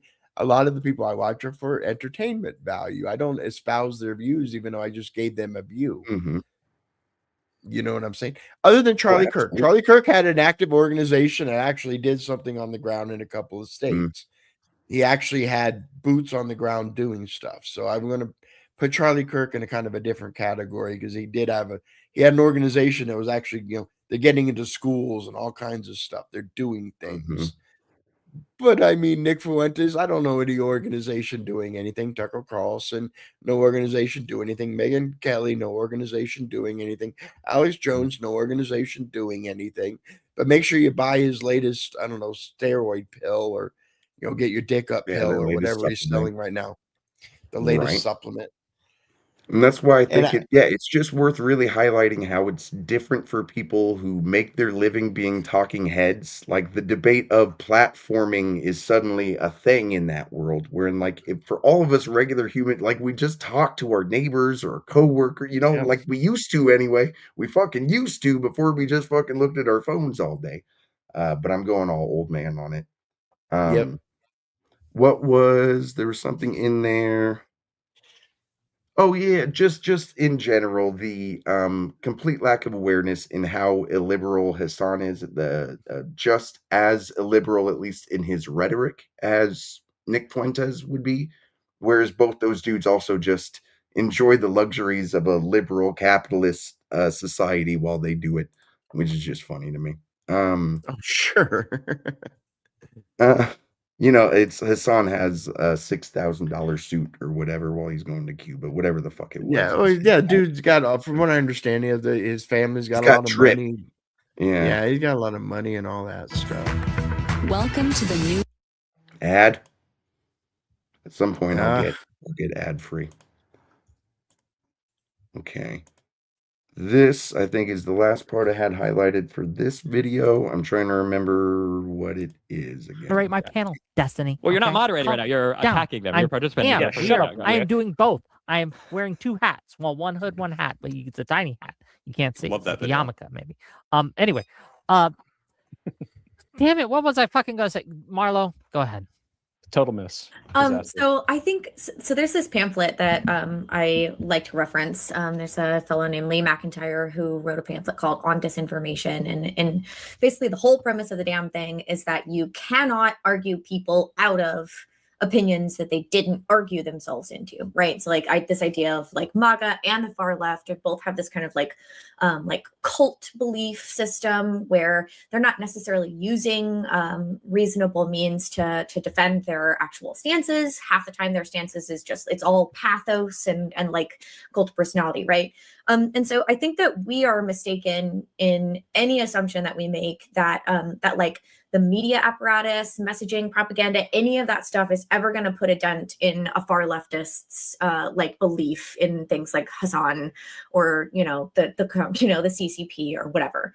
And like that's why like I'm focused on like person to person stuff. And like it's genuinely the case that like people who are in each other's lives, who have rapport, who have social connections to each other can shift each other, right? And so like I know this is a little bit of a pivot off, right? But if we're in primarily all in agreement for the most part, soy pill, that it's like pretty much useless to like try to use Hassan and Hassan-like characters to get our candidates elected, then like what, like I think it would be really cool to see like the liberal media apparatus organizing small town, hyper local arts creators, like working directly with like county parties, working directly with like neighborhoods, insular, granular. Like when I talk to Tinkies, like I have gotten Tinkies in my community to vote for like people on school boards and library boards because I needed their fucking vote. And like they understood that it mattered in their neighborhood, in their community, and that changes them. That makes it possible for them to understand that later down the line, maybe Gavin Newsom's not so bad fucking after all. Sure, from Yeah, a from bit an of, nice flowery will all come together as communities, which, that's something I feel like the left does need to understand and incorporate much more, is that with the decline of church is also the decline of communities and more people seeing their neighbors more often, that kind of shit. But yeah, no, I just think it's so illuminating in that conversation that this person who, instead of their persona being I debate people online or I break down takes from other people online, it's no, I go out there and I talk to people all the fucking time, and there's no just like saying get the fuck out of here, not at least for the left right now. yeah. That is not a way to build a coalition on our side. So Yeah, and I she's just thought- talking. I don't know her locality, and she's on the grand, like yeah, you where's said, she she's at? on the granular level, and 3 votes do matter, And I'm thinking more on the macro, on the up in the Senate land, or when hundreds of Right. votes, thousands of votes Right. matter, and so And it is perhaps going those on a things build, right? It's one of those cumulative things. Yeah. But yeah. Again, they're saying and doing. She's doing, but again, I don't know enough about her or her situation. But if she's effective on her level, I can tell you as someone, I'm at sounds like least somewhat active in local politics. It's absolutely true that it's if you want to build a coalition, you will obviously catch more flies with honey than vinegar. Even though I think flies actually Yeah. prefer vinegar, but you catch more You'll- humans with honey. you'll attract more flies with shit. Yeah, perfect. But you'll get more humans with honey. I should go with humans because that's actually what you want in a political sense. But I did. There's one last little thing. I'm sorry, I got to bring Dave Smith back into your world right now. But Sigh. here's, at least it's going to tie into exactly what we're kind of talking about here with the is that really how you build a coalition? Let me make sure I have the timestamp on this guy right, but he's kind of talking about since he has been more kind of outspoken about, hey, I regret my vote at this point. Gotten people who would rather say I told you so, or why the fuck didn't you think of this earlier, than go, hey, all right, let's build a coalition from here. So it's a shorter clip, but I think it's just a perfect encapsulation of why this is important. Where I'm already admitting that, like, yes, probably it was wrong to vote for Donald Trump, but also I'll just say some names here, but I've gotten into some public arguments with Kyle Kulinski and Mehdi Hassan and others like that, who, by the way, I'm not trying to fight with either of those guys. I don't agree with them on everything, but we sure do agree on some really important stuff. And I'm not, but they're going Pause on for one moment. like Please pause. Yes, absolutely. Okay, he regrets his vote for Trump because of the Iran war, correct? Yeah, as far as my understanding, that's the main thing, the main crux. So does he of the issue. I does think there he have think been- he vote if he had, Good. so if he thinks if he had voted for Kamala there would be no Iran war? Is that fair to say? Yes, I think, or that it wouldn't have played out the same way. That we wouldn't Well, have. no, necessarily- obviously, yeah, she's not Donald Trump. It definitely would not have played out the same way. I think Okay. he might make the argument that Donald Trump might be particularly either, I don't know which one of these two he would say is more likely, but either compromised or selfish enough to just not. So he would have preferred the globalist foreign policy that would have been continued, because that's what Kamala would have done. She's establishment Democrat. She would have followed the Biden line. There would have been very much similarities between her foreign policy and the Biden foreign policy. Would you agree with that statement?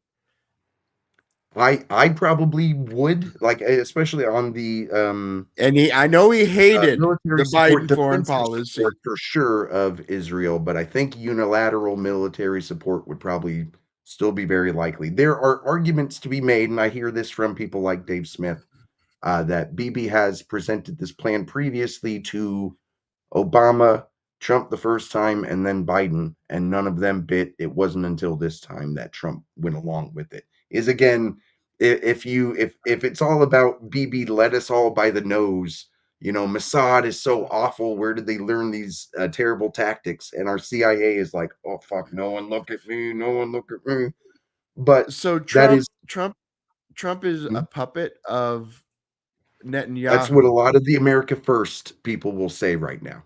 Is that he's either being but he's tricked also or, a megalomaniac, insane antichrist figure who is.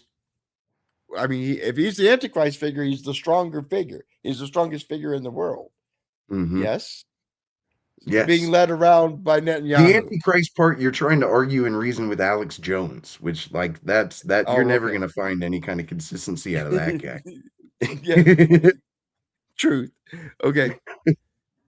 All right. But he did call him. He said he was insane and a megalomaniac and totally out of control. But he's also he's apparently not out of control. He's in Netanyahu's control. To be fair to Dave, I was generalizing in the America First kind of faction. I don't know which one of those he would say if it's Not just by his logic. Yeah, I think it might be the self-dealing thing more than the being led by the nose. I know, like Alex Jones would tell you it's because of the Jews, but I think Dave is a bit more nuanced. But you just told me all about that. Netanyahu gave his plan, and everyone said no until Trump just said yes. Mhm. So obviously he capitulated to Netanyahu.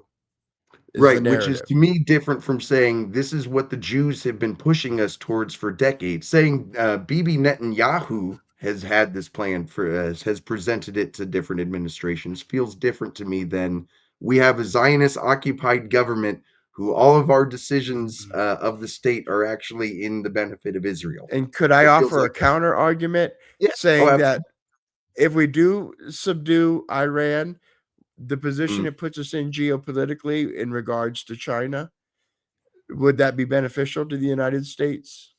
Absolutely. Would that be a U.S. interest? Yes, absolutely. That's my counter argument. There are things that me and Dave Smith definitely wouldn't be on the same page on, but from that perspective, I absolutely can fully understand how China has not benefited at all from 20% of their fucking oil or whatever. I've heard the stat thrown around of however much of their fucking oil. It varies based on which study, but it's a lot. And they were getting it at black, and they were getting it at black market prices. In other words, they were paying much less. I don't know if you know much about on the street level when people sell their food stamps, they sell them 50 cents on the dollar because they want cash instead of it's street economy. Right. You know what I'm saying? They more liquid than exactly. They need cash, but hey, I'll buy you. Yeah. And so that's what they were doing with oil on that level, on the geopolitical level. And now they don't have all that cheap energy coming their way. We took away their two biggest client states, Venezuela and possibly Iran. I would call that a U.S. interest. Mm-hmm.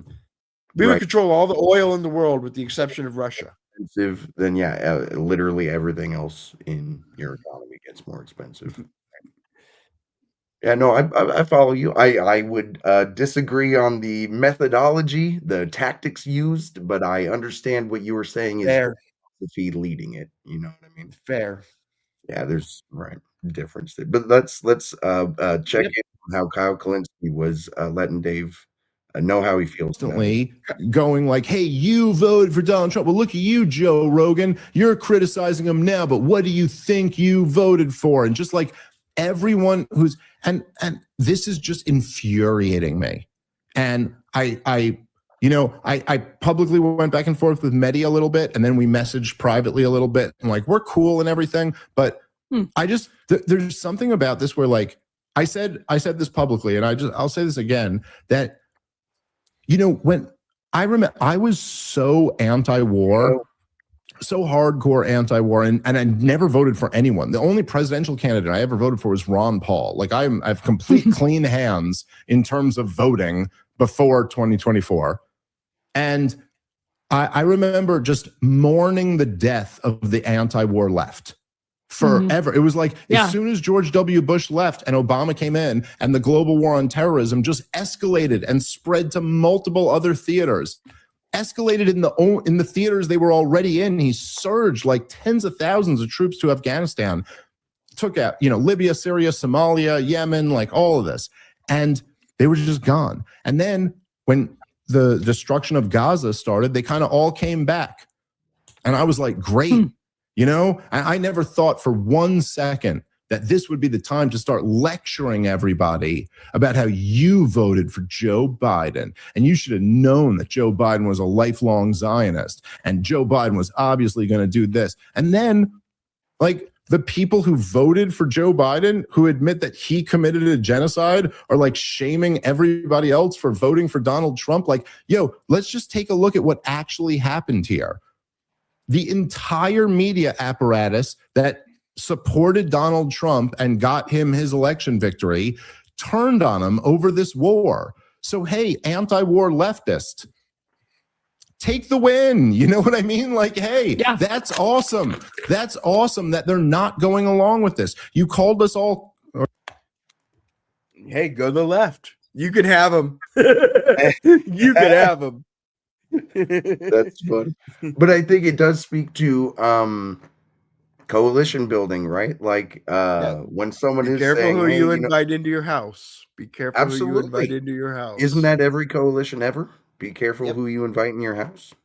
Yep. And then Here's my sometimes you thing. got to tell them to fuck off, like we told the neoconservatives. And that sometimes you got to have them tell on themselves. Sometimes you got to say fuck off, and sometimes you got to trick them into telling on themselves. You need a little of both, in my opinion. Sometimes the direct angle. I will say that you getting the never, or you, I'm going to take that back. The Democrats getting the never Trumpers didn't help them. That last night of the Democratic National Committee with all them flags, it could have been it could have been a George Bush acceptance speech. The night Kamala gave, the CIA, former CIA director introduced her. Who was it? That's your neoconservative. Leon Panetta. Yep. It was Leon fucking Panetta's. Oh my! You're welcome to him. And you know what? I feel the same way about these fucks. You can take these guys too. I bet, dude. Oh, that whole part of the campaign cycle was definitely the Mr. Krabs meme where just everything around him is all wobbly.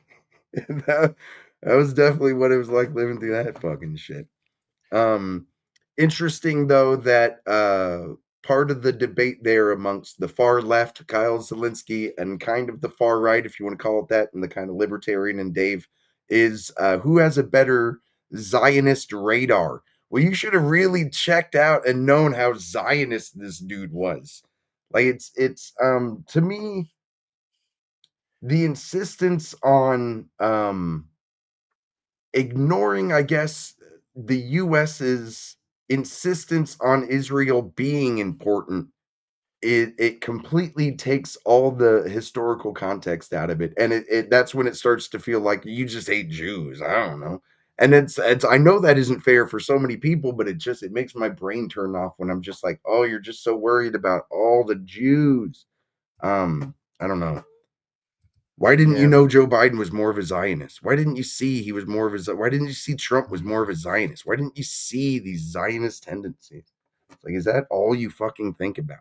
And it is for some of these people. Okay. That's coalition building. And I think, and a little bit of anti-Israel stuff. I don't know. I'm not pro or anti or whatever. I just know from a geopolitical perspective, if Trump pulls this off, we'll control a lot of the world's oil supply, either directly or indirectly, and that's good for America. And it might fail, unless he is a time traveler and can see the future and knows exactly how to play it. They could be. I think a lot of people would say the fact that he's willing to gamble is enough for them that it's disqualifying, you know. And Yep. again, you know, disagree or agree with it. I think that would Yeah. be the counter. Well, and at this point, that's all really what you can do. And it isn't like he's coming up for election again or anything. That's all you can do. 1,000%. Yep. Yeah. What else are you gonna do? This though, so we'll kind of hopscotch back to the podcasters versus real voters. I love who's the co-host. I know people meme on this guy all the time, but this is the perfect face for him of just like I'm the Muppet co-host. I love him. He's like a mascot in my mind. I like think that he's- guy. I like these guys too. I disagree. They've been going hard against the guy. I disagree with them all the time, but I really like these. I like their approach. More and more that I watch, I appreciate trigonometry a lot. But they have on, what is her name? Batya Ungar Sargon. I feel like I've seen her on Megyn Kelly before, but I don't know where else. Maybe back when before Megyn Kelly. Yeah. Remember, Megyn Kelly herself was pretty pro-Israel. Yes. Yeah, in her absolutely. past. So yeah, I had to look her up because I didn't know who she was. I think watched, even through that 12-day war, she was part of. She was on like the Charlie Kirk side of, hey, you know, on this, I am going to just trust the administration's judgment. yeah. And this one was a bridge too far, I feel like. But yeah, Bachi's gonna kind of break Find it down interesting. whether or not these influencers, as to Larry's point, how much do they actually reflect the MAGA? Perspective, because on the one hand, I think it's kind of hard to believe.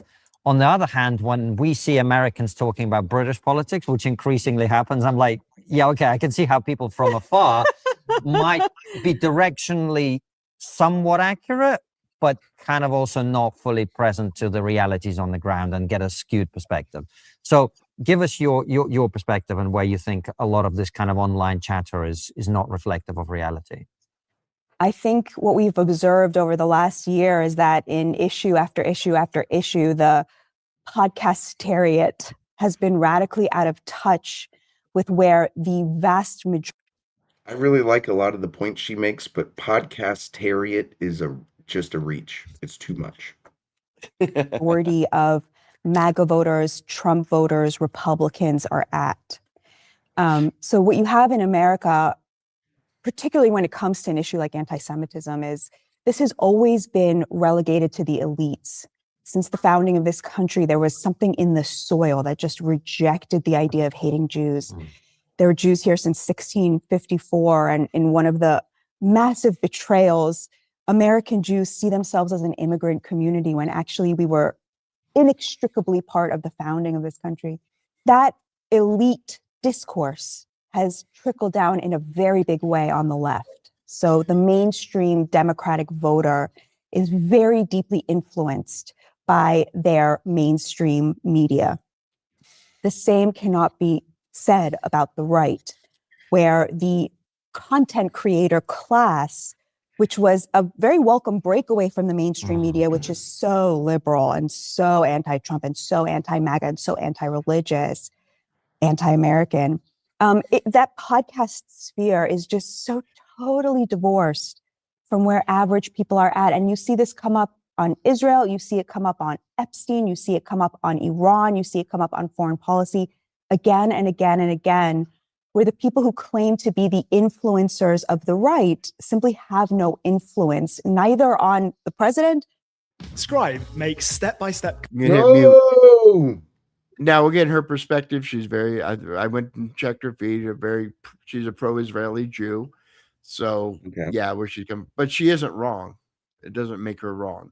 Her point is right, and she'll get into the stats even of it. I really think she does a good job of presenting the argument. Much better presenter than myself. Much better.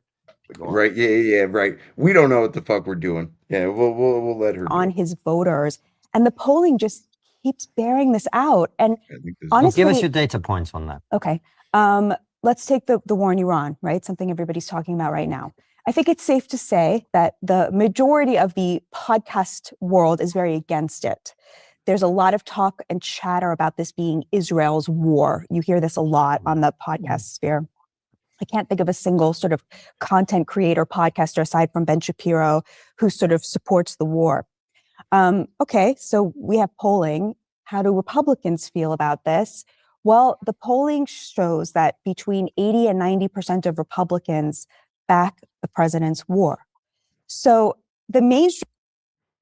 And I will point out that these polls, to their credit, the pollsters are getting better at understanding that there is a difference between MAGA Republicans, non-MAGA Republicans, and Republicans, which is fascinating to me. Yeah, I hate the Republican Party more than you do. I promise you. I believe it. I believe it. I really do. But yeah, no, I think this backs up the claim, and I would, from my position, argue that the longer that the war goes on, the more it's going to trickle down amongst even the MAGA group. But it's, again, we won't be able to know that right now. Actually, hold on, pause for a moment. One of the influencers I do watch and he's influential, and his red line was troops on the ground. So Troops in other on words, the ground, I have heard that as well. And he's a reasonable, that is the, and I would say that is a good shared red line. And this might be more depth than we're able to cover right now, but I just feel like you might be more inclined to be following like combat kind of news. How much is like drone warfare changing the way, like, because without troops on the ground, without, like, we have a huge Navy, but I mean, I don't know how much you want to risk bringing in the Navy when you can bring down like billions or trillions of dollars of technology with the right like drone attack kind of offensive. They haven't hit us once. They're the masters of the drone technology, so much so that they sold Russia. Is it at least influencing how we approach it? Because I don't know enough about like our combat tactics. They haven't hit anything of ours. Now they have hit stationary targets, bases, and stuff like that. Okay. But they haven't hit any Navy vessels, and it hasn't had a major effect whatsoever on our military forces. Again, they've hit pipelines, ports, bases, static targets. Do you think it's affected our ability to control the Strait of Hormuz? We blockaded their blockade. Right, but we don't control the strait yet, right? Well, we do in a way. Today, 24 vessels got through. We turned back 2 or 4. Let me pull that up so I can pull up stats. No, we are controlling the strait. But anything they don't want to let through, they can still not let through, right? From what I understand, yes. I haven't been following. Today I was out all day, so I haven't been following. Right. I guess my main question: how do you? I don't know if we've destroyed their navy, how do they control the Strait of Hormuz? Mostly by threat right now. That's why Trump keeps saying, "Go on through." But it's too expensive a cargo to take a risk on. They can't. Threat of what though? What is it? What technology? Is it not drone technology? Like, is it not like at first it was the mines. That's why we sent the 2 destroyers through there. That was the day of. Yeah, we sent the 2, and they got through just fine. But yeah, and they have no Navy left to leave more mines. They have the small speedboats, like the narco terrorists use from Venezuela. Those little fast little speedboats, they do still have those, and I'm not sure how many. You know what? I'm going to research as soon as we disconnect. Let me come back tomorrow, and I'll bring you more of a status report on that stuff. On the strait, that would be fucking great because you're my foreign policy guy. You're very amateur, and I'm not one of those people that goes, "I'm an expert on the internet." Yeah. But I can get a good general feel. And I am also, like, when it comes to polls, I don't look at the exact numbers. And she's like, between 80 and 90. I look at the trend lines because all the polls are slightly different. So I go, okay, most, like when they refer to the president, are definitely more important. Yeah. Current presidential approval, I think, if you go to RCP, is like at 41, 42. If you go with the ones that were more closer to predicting the last election, those guys are all about 44, 45. So they give +2 to what's over on RCP, or maybe even as high as 46. I think RMG came at presidential approval of 46, which is about average. It's about normal. So that's what I mean by I don't, like you said, there's snapshots. I don't try to, I don't, oh, he's got 46% of people behind him. I would never Right. make that kind of statement. I'd say I he's still do got think roughly it's half, a little less yeah, than half. I think she does a good job. She kind of uses a lot of these stats in concert with one another. I think she's got one coming up on approval of Mainstream media is too happy to take the podcaster's word for it that there's a MAGA divide. But if you look at people who call themselves MAGA Republicans, the numbers are even higher. 90% support for the war, 93% support for U.S.-Israel alliance. That's not a divide. That's a divide between the podcasters and the content creators and then the mainstream voters. That's really interesting. I guess the counterfactual might be, you say the influencers have no influence. You know, I wrote a joke about it at the time. I said every time Tucker Carlson goes in the White House, Donald Trump bombs something. So whatever he's doing there is clearly not working, or working, as I just said in my joke. But I also think, you know, you see the president now openly responding to what is happening in this. So how can you really say it's not having an influence?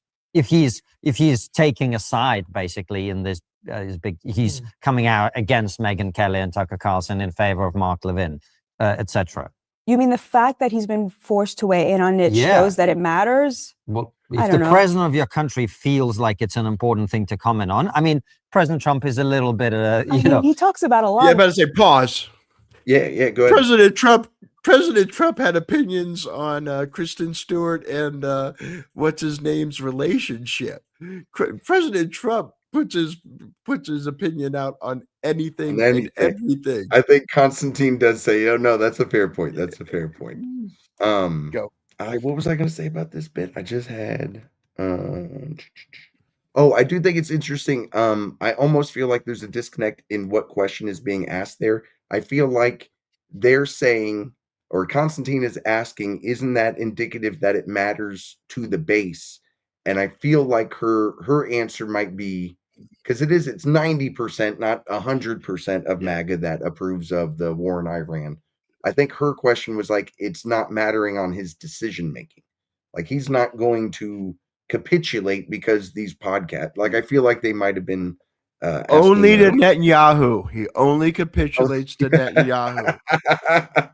And not at all because it's something that Trump has he's opinionated as a motherfucker and will go to the fucking grave 10 toes down like Hassan in this motherfucker over shit that he believes in.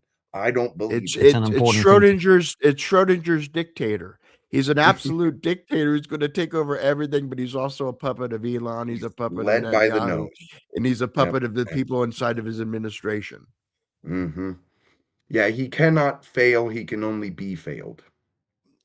Comment on. I mean, President Trump is a little bit, he talks about a lot of things. Yeah. You know, but still, I think you have to concede that clearly it has risen to such prominence that even the president is talking about it. I mean, for any other president, that would be true. I'm sorry, but Trump talks a lot of shit. Like, he just talks about whatever he's thinking about. I think the reason he weighed in is because, when Tucker Carlson had Nick Fuentes on his show, there was a huge backlash on the right, a closing of ranks around him in a way that you would never see on the left. When Kevin Roberts, the head of Heritage, a legacy conservative institution, came out in support of Carlson, there was a closing of ranks against Roberts, a mass exodus from Heritage. You had Republican senator after congressperson coming out and saying, this is unacceptable, this is not who we are, this is not who our voters are, this is not what they want, in a way that you would never see on the left. Whoa. Is that a true statement? I don't believe it is. Not the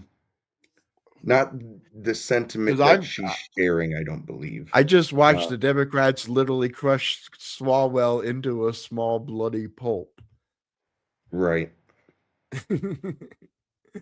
So I think they're capable of crushing people that they want crushed. Maybe, right. It might be. Exactly. I know what she's trying to express. I think it's to your point that it might be easier for one party than the other, kind of a thing. But yeah, no, I think that might just be a remnant of this. The other side's more of a cult than we are, kind of thinking. That's what she's saying. The left is more of a cult, like we said earlier. She's got that blinder on. I hate that. You're a cult. It's the Right. same as you're a racist, you're a phobe, you're a whatever. I'm so Yep. sick of that shit. It's called Just a argue the thought-killing argument. cliche.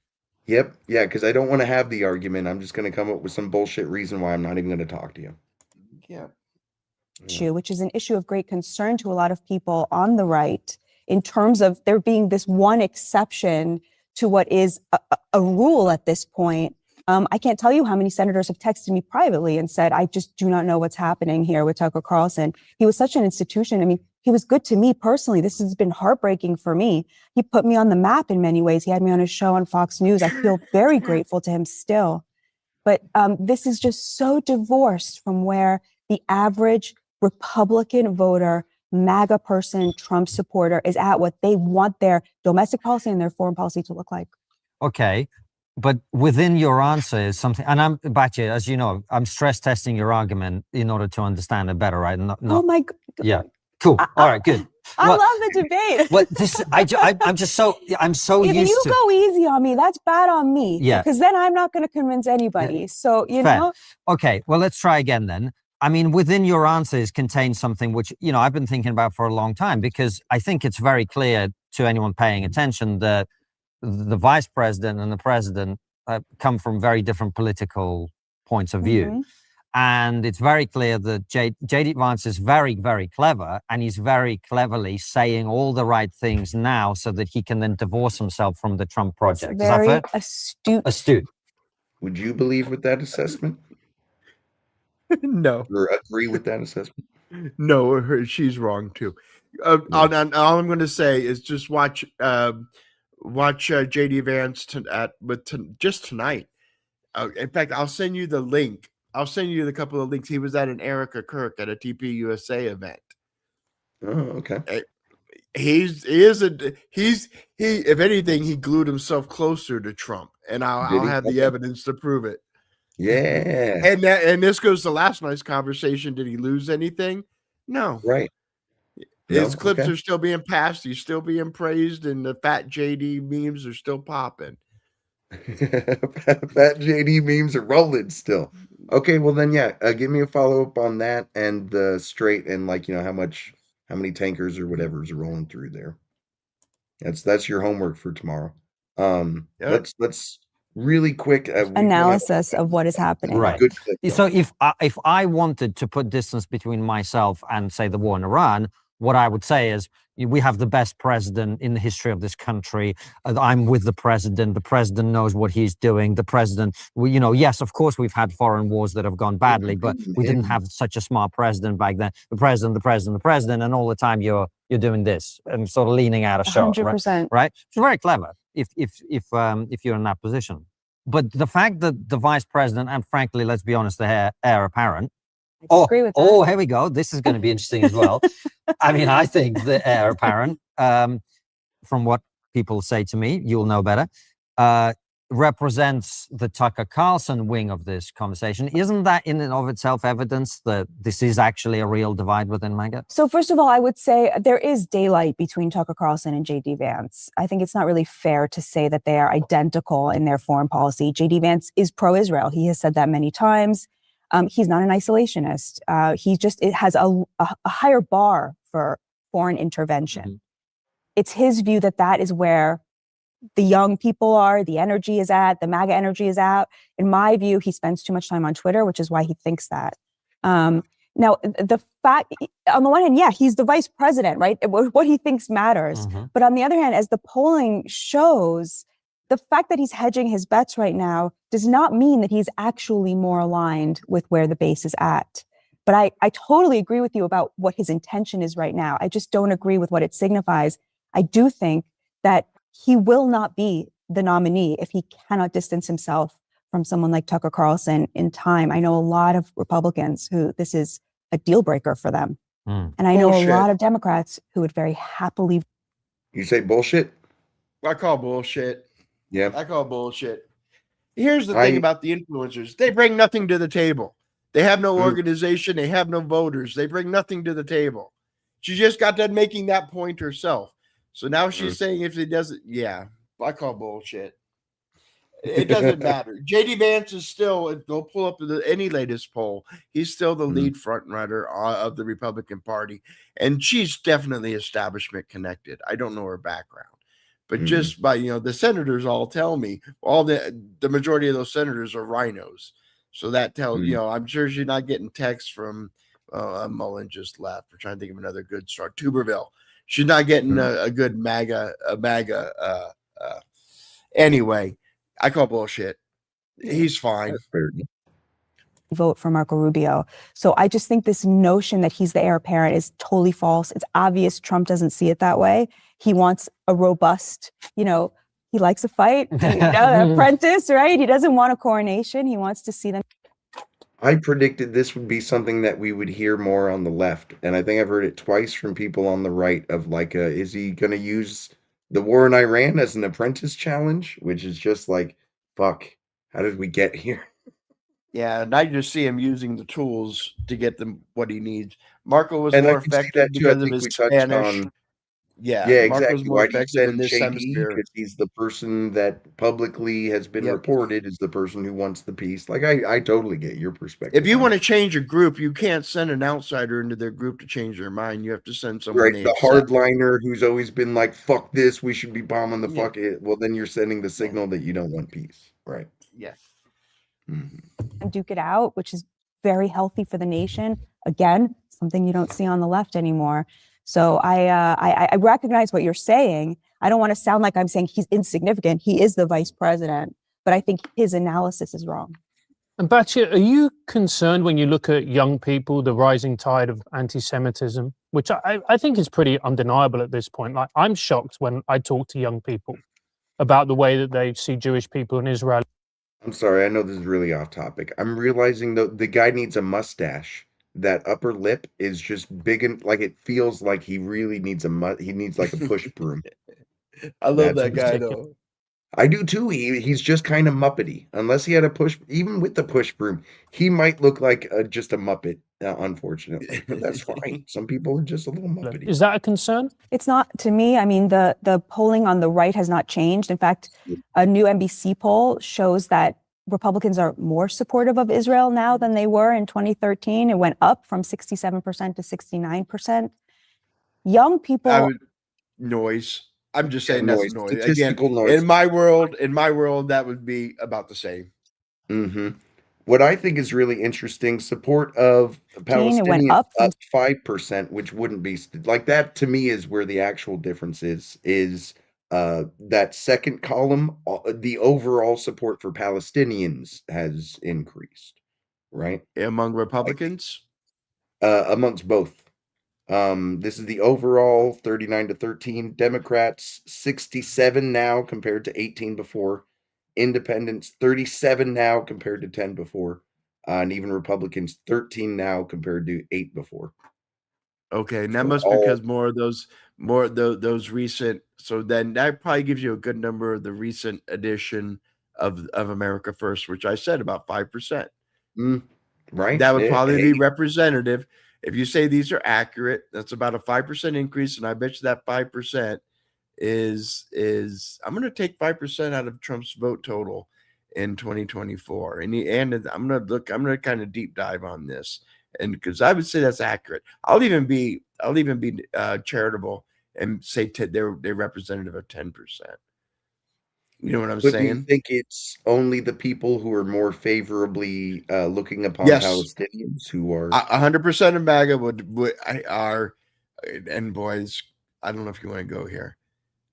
The Palestinians are Islamic, and right now there's a big, as you know, the Muslims.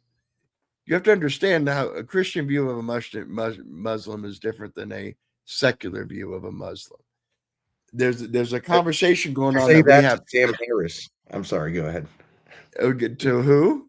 Sam Harris is one of the intellectual dark web guys. He's an atheist who's very outspoken about Islam being a religion of violence or whatever. Okay, yeah, that's a big conversation going on the right now, especially amongst MAGA.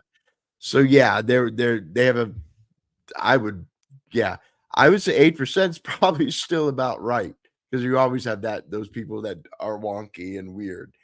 But the But majority, yeah. do we not? Because I personally, I think of a lot of those like America First part of the coalition, because it's not MAGA, would be probably represented in this independence column rather than the Republicans. But I don't know. Perhaps. Yeah, Perhaps. that's an interesting I want to poll. think on that more. I'm gonna pull that where she got And that that. was An NBC poll. NBC. Yeah, NBC. It looks like February 27th to March 3rd. And that's another thing is like public opinion sways so much easier than people realize. So like, But yeah, I mean, there's a lot of conversation about Islam on the right. You know, like yeah. secularists go, well, they believe in Jesus too. Yeah, but their Jesus is a very different. Their Jesus is a very, very different Jesus than Christianity's Jesus. The Right, character of exactly. Jesus. Yeah, They're in all fact, a lot of Abrahamic too, but that doesn't mean that they're yeah, aligned necessarily. yeah. Their Jesus didn't die on a cross. He stood on the side and mocked everybody. And when he comes back, he's going to convert really? I everyone to didn't know that. Islam. Yeah, it's the Gnostic. They took the Gnostic book that said that, and they incorporated it into their. Like I said, there's a big conversation about this going on. You know, we won't go there right now, but there's a huge. I'm going to send some of that content your way because that's going to be something you've never thought about or looked at, and you're going to be like, "Whoa, what the fuck?" And it's a large conversation going on currently. Good. I need meaty conversations on the horizon. So you keep sending me clips. Yep. And let's bring this bad boy home. I think there's Yeah, can't remember how much of this part terrorism and we kind of went real long. We were going to target an hour. Yep. 45 to an hour. Yeah, we'll get there. We'll trim it down. You know, over time we'll get better and better. 67% to 69%. Young people tend to be leftists, and we are seeing right now that there is a lot of sort of right coding among the young people, but that tendency to see systemic problems, to blame your failures on a larger, institutional problem, to be anti-establishment. That's what young people do. A lot of the people you guys will end up talking to are young people in college. And young people in college especially tend to end up being Democrats. Whatever they're telling you, who they're voting for now or what have you. I just don't see that as the future of the right. You look at polling from Turning Point USA, for example, 87% see Israel as an ally, 72% call themselves pro-Israel. So I just think that we're misreading this. The average conservative does not go to college and therefore doesn't hate Israel and doesn't hate the Jews. And I would even say further, I mean, you do have to. That is a good point. Phrasing. Yeah, that is a good point. Just that your average, the guy who got out of high school and then went to work for his dad's plumbing company or whatever, he wasn't indoctrinated with the stuff that goes on at colleges. So in other words, he's very much my attitude on Israel. Give it, take it, whatever. Yeah, the government's sending a lot of money. Guess what? The government sends a lot of money to other bullshit countries too. In other words, everyone picks Israel out, but we were sending money, to other paying the Taliban in Afghanistan. We send money all over the place for bullshit reasons. I'd prefer we didn't send money out to anybody, Israel included. Are we saying that college campuses, like that professors didn't speak down on? Like, I guess I was confused. I thought that was the stupidest line she delivered in this whole thing. Can I get it just one more time? I just want to allow the way she phrased it. There's no way. Oh, hold on. Let's hear this one more time. Just think that we're misreading this. The average conservative does not go to college and therefore doesn't hate Israel and doesn't hate the Jews. And I would. The average conservative doesn't go to college. Therefore, they're not anti-Semitic and don't hate Jews. That to me reads like the source of all anti-Semitism is college. Not all, but a lot. The primary on the campuses, they're primarily left, very left. I wish I had the statistics, but the number of conservative professors is like it's 10% or below. I will pull those up for you too. That data. Right. I'm not denying that. What I'm saying is, if someone says conservatives, the hate the Jews part. Okay, I'll take the hate the Jews part out, but they don't hate Israel. They haven't. All those leftists hate Israel. Israel is a bad thing. all on those college leftists hate campuses. Israel. Remember earlier in this conversation when we were talking about using like the like Okay, I phrase, correct. are you Correct. saying here's Too big a net. Too big a net. I and that's concede. fair. Here's I guess the road because I feel like I do know what you're saying. If we don't, as long as we don't believe that every source of anti-Semitism is college, that's the No. point of the framing that she's using that I'm disagreeing with, and I don't think that you would agree with that framing. And On I don't. October 8th, where were all the protests in support of Hamas? On October 8th. Right. Are you saying that because College like people on, campuses. right, but people on the far right who like Nick Fuentes would never protest. The people No. on the far right who say I don't give a fuck about all we're Zog controlled. She's they're not gonna talking show up. about regular people though. Those are online people. Only 10% of people are online. Right, but what I'm saying is if those people found anti-Semitism and they don't go to college, where did it come from? I'm sorry, say that again. What I'm saying is if I can find any marginal amount of people who didn't go to college who are anti-Semitic, then her statement doesn't hold water. That because conservatives don't go to college, therefore they don't hate Israel and the Jews. She's speaking in a general nature. Yeah. In other words, the whole framing it's they never got into the culture of hating Israel. They never got into the culture. It's late and apparently I'm screaming. They never got into the culture of hating Israel. That's a culture on campuses.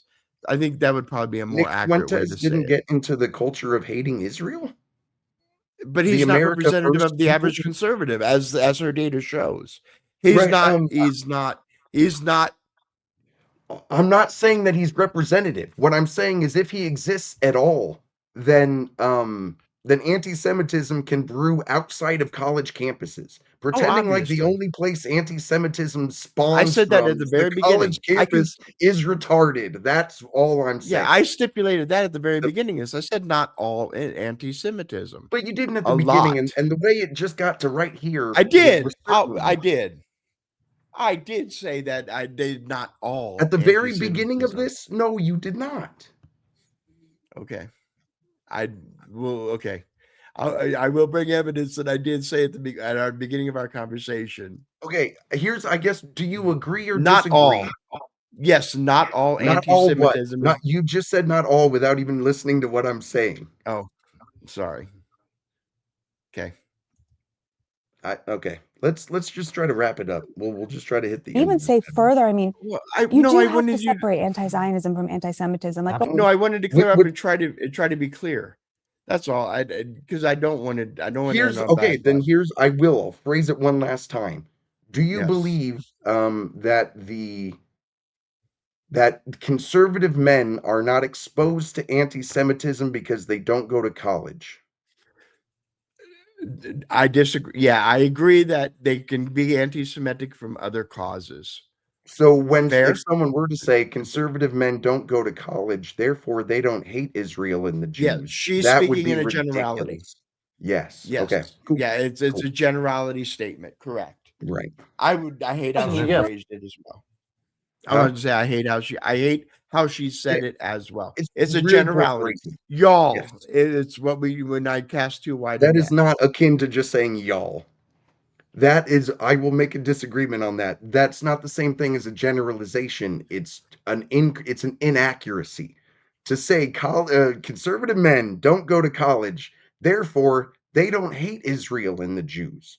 If I can find a single conservative man who hates Israel and the Jews and didn't go to college, I have proven that statement false because the framing is so shite. It makes no sense whatsoever. It logically doesn't even come to a conclusion on itself. It's self-supporting. I don't. Yeah, it's very important. It's very important. People on the left who are anti-Israel don't think Israel has a right to exist. People on the right who are anti-Israel don't think Israel has a right to our taxpayer dollars. So that is because I'm anti-Israel, that means I don't believe Israel has a right to exist. Just because I'm on the left. Yeah. Again, she's not using because of any policy position that I have. Yeah, and again, I disagree. Yeah, and I'm not saying this is you. Yeah, I am she's pointing using this at her. generalities. This is She's doing shit that logic. thing. This isn't even logic. It's begging the question. It is because I say it is. It's Yeah, I don't. tautology. And this But she's painting it's still everybody coming into up. the same thing. She at the same time in this interview won't support has her a position. phraseology that no one on the left has used before that I'm like, oh, that's brilliant. Oh, I love that. So I will give her flowers here in a second because it's kind Well, of yeah, but this is the same kind of brush. When we were listening to that panel, or I listened to a lot of that panel, they painted MAGA with the same wide brush. Every Mhm. MAGA, every MAGA, every MAGA. She's just doing the and same I thing. disagree with it. Like I Yeah. wouldn't be Oh, well, holding yeah, water. I disagree with her. Yeah. Yes. Yeah, I disagree But you with weren't her. a second ago. Like that's all I'm saying is like it's not like we didn't have that disagreement for no reason. But I there is think a this reason is- That is a college people have a different perspective. Statistically, as the polls show, there is a reason, and that it is because there is a culture on college campuses to be anti-Israel. I won't agree with the anti-Jew part, but the anti-Israel part. That is a part of college culture. Would you concede that? Yes, I would totally agree. And it is generally from a point of view of criticizing the military-industrial complex. And Yeah, it's all tied her leftist tying it, just to finish this, her tying it to Israel and the Jews almost Yeah, helps support the idea that there's some dual loyalty or like there's some sort of special relationship that leads us by, like it almost helps support the Zog bullshit that people help. And I don't Yeah, know. I already stipulated I did not agree with her, the Jews part. I did agree with the anti-Israel part. Right. Yeah, and that's fair. That's fair. completely different thing. You ask young conservatives who are anti-Israel, do you think Israel has a right to exist? Of course. They just are anti-foreign aid. They're sick of And of, there goes. of course, an ad shows up. I think there are a lot of young people John on the right. Kavanaugh warrior MAGA. This must be the MAGA warrior. He's the MAGA warrior right here. Yeah, and if he gets elected, the blue dot disappears. Stakes are too high. You like that? Yeah. Vote no in a primary for a candidate. How do you vote no on a candidate? What do you mean?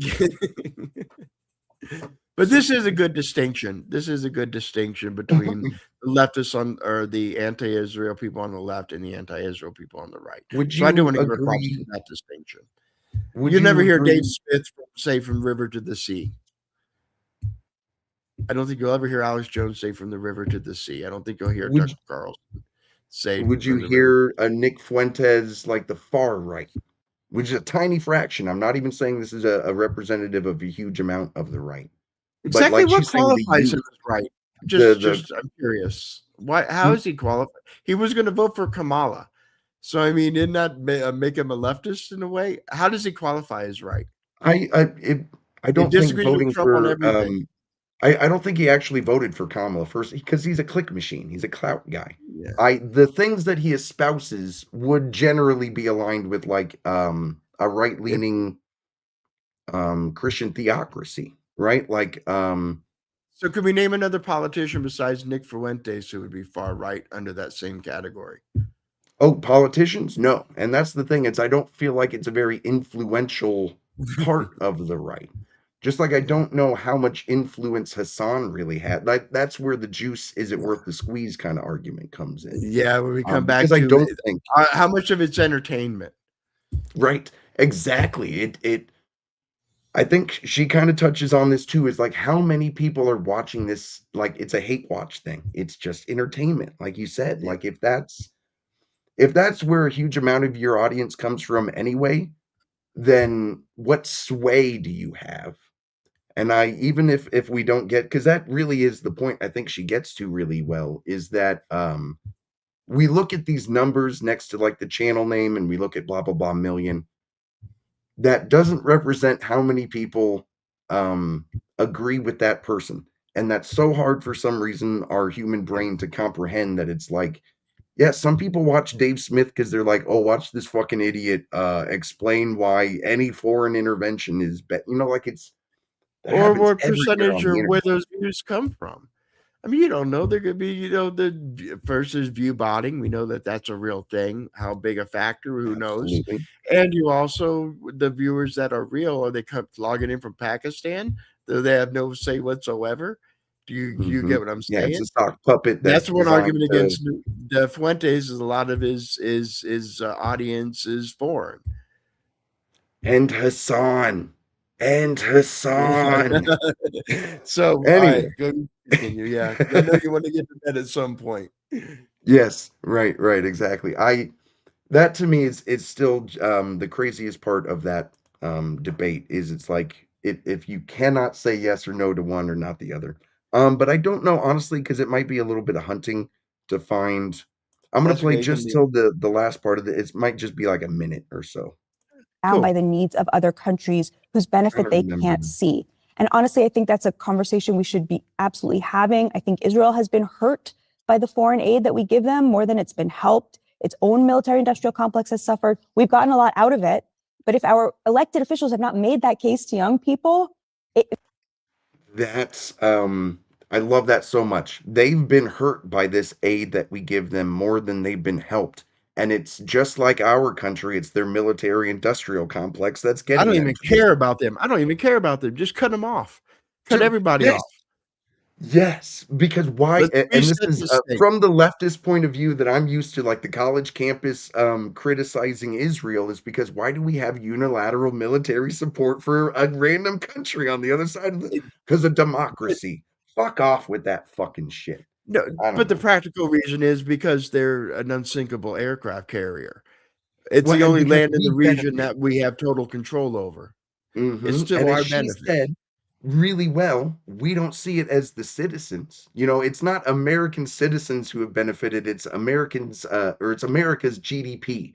It's the wealthiest of us have certainly benefited from it, but the average voter doesn't see it. Doesn't see how we are advantageous out of this. The advantageous was we were able to exert power, force of power in the region, which protected us because even amongst our poorest are still levels higher than, say, a poor in Ghana or a poor Mhm. person in Tajikistan. You starting So to I feel mean, the neocon rolling in your blood again because it gets the old Larry starts rolling in my head of like, yeah, life's pretty fucking good That's right why I here when love Israel's Trump's taking foreign the policy. bombs for you over there, isn't it? Well, this is why I love Trump's foreign policy. He's looking Mm. to rebuild the empire, except he's not hiding it under the bullshit international rules, order, and all that stuff. He's just out and out. Bullshit. You are our vassal. You are our vassal. You are a Mm. vassal. You will comply and be useful, or you will be gone. We're going to withdraw from NATO by summertime, or we're going to get all of Greenland, all of it, not just the 3 bases they already gave up. You're going to give us Greenland, and then we'll stay in and help you against Russia, or we're gone. Peace out, bitches. One of the two are going to happen by the end of the summer. Mark my words. But you see how that runs into previously you've told me that as long as he art of the deal, he's not actually looking for Greenland. So was he always looking for Greenland or It wasn't until you they know what I fucked mean? up. Like I think now what- he wants it all. It wasn't until they fucked up. It wasn't until they said you can't use our bases. That you can't like use in our the island. Iran thing, you mean? Yeah, in the Iran war. Up until then, I think he was satisfied with the 3 bases and the sea base. I think he was totally satisfied with that. But once, because Root, the leader of NATO, came running over here immediately because he knew Trump was serious. Trump's been looking, and now regular Republicans, establishment Republicans who've been NATO dick suckers forever, are saying, you know what? Fuck you guys, because you weren't there for us. Hell, we did all that shit for Ukraine because NATO said it was vital and important. We were there for you. Every other NATO, the whole Libya thing was all based on NATO bombing back in '99, Bosnia or Serbia, Bosnia, all Yeah. that started bullshit. Yeah, we've been there for every one of their excursions, and they told us to fuck off. Fuck off. That must be the theme tonight. MAGA likes to tell people to fuck off. Yeah, right. MAGA says fuck off. Yeah. Yeah, I definitely because I from the left there's a lot of arguments of like how does Trump expect anything from NATO when it's a defensive alliance and it was a war of choice? Is how a lot of people on the left Why are. did they not decide to go into Serbia or Herzegovina? Why did they decide that Gaddafi was a threat in Libya? And we responded. Maybe they shouldn't have done that shit either. That It's sure like if it sounds was bad offensive then. to me. It sounds offensive to me. There was no NATO member being attacked when Serbia, Bosnia shit happened. Right. So they shouldn't have done it, right? That's what pissed off the Russians initially. That's what turned them back into But going. do you think they should have done it? It's hard. It's hard. You know what? That's the only war I never followed. Literally, it's the only war America's been involved in my entire life, in my adult life that I didn't. I was. You gotta remember, I'm in my late 20s, early 30s. Yeah, what year was? I'm just Bosnia? partying. I'm getting pussy. I'm not really paying attention. You gotta remember what the late 90s was like. No, people being this. That was late 90s. Yeah, hyper tuned into politics. The only political story that really rang into like normal people world was Bill Clinton getting a blowjob in the Oval. Yeah, the Monica Lewinsky. Yeah, for sure. Yeah, everything about 92 to 95. There you go. Yeah. Yeah, I believe. Yeah. Anyway, it was a different time back then. It was a different time. All right. But yeah, no, I really liked her phraseology on that last bit of, in this case, our aid has hurt them more than it helped is a really good piece of rhetoric and reminding people that it's a military industrial complex that Bibi's addicted to. It's not that Jews run the fucking world. It's, bombs are expensive and people want to make money off them. Like, goddamn. And my position is you cut everybody off. Now you can use money as soft power, but then you do it like Rome did with their vassals. Okay, I'll help you with it, but you gotta do what I want. I want a return. Yeah, it's clear to me anyway. It's probably not for a lot of other people on the left that being an isolationist is not what it means to be MAGA. It doesn't mean that you don't ever step out onto the world stage. It's that you don't swing your dick around if you don't have something that you're going for or negotiating towards, or and you get in and you get out generally. By meaning, even if I disagree with it, I know at least what the philosophy is that's guiding that. Yeah, and this is our hemisphere is the big one. We are disengaging from a lot of the imperialist. It's our neighborhood. This is our neighborhood. Yep. What's happening. See, again, I told you this before. I don't know if I said it on stream, but no kings was not the right. You should have said no Caesars, because I believe Trump is going to be Augustus. He's trying to be Augustus Caesar. He's not trying to be any medieval king that you can think of. He's trying to rebuild the empire because the republic failed. Right. That would be a closer authoritarian model than king. He's not looking to be a king. He's looking to be Caesar. Right. All right. So you got some homework. I'm going to do some more investigating into the third layer of shit libs and how they're dealing with Hassan. We'll come back tomorrow and we'll be a little shorter tomorrow. Did you want to try to hit that 8 again tomorrow, or do you want to make 9 our thing? Let's keep aiming for 8 and know that it's probably going to be 8:30 to 9. It'll actually be 9. Let's aim for 9. Let's just make 9 the time. I think that makes a lot more sense. All right, 9 p.m. Central. That'd be 10 p.m. Eastern, and then 10 it's Eastern with the nightly news. Yeah. So go ahead and check us out. I hope we got a couple of viewers. Peace out, peeps, and we'll be back. All right.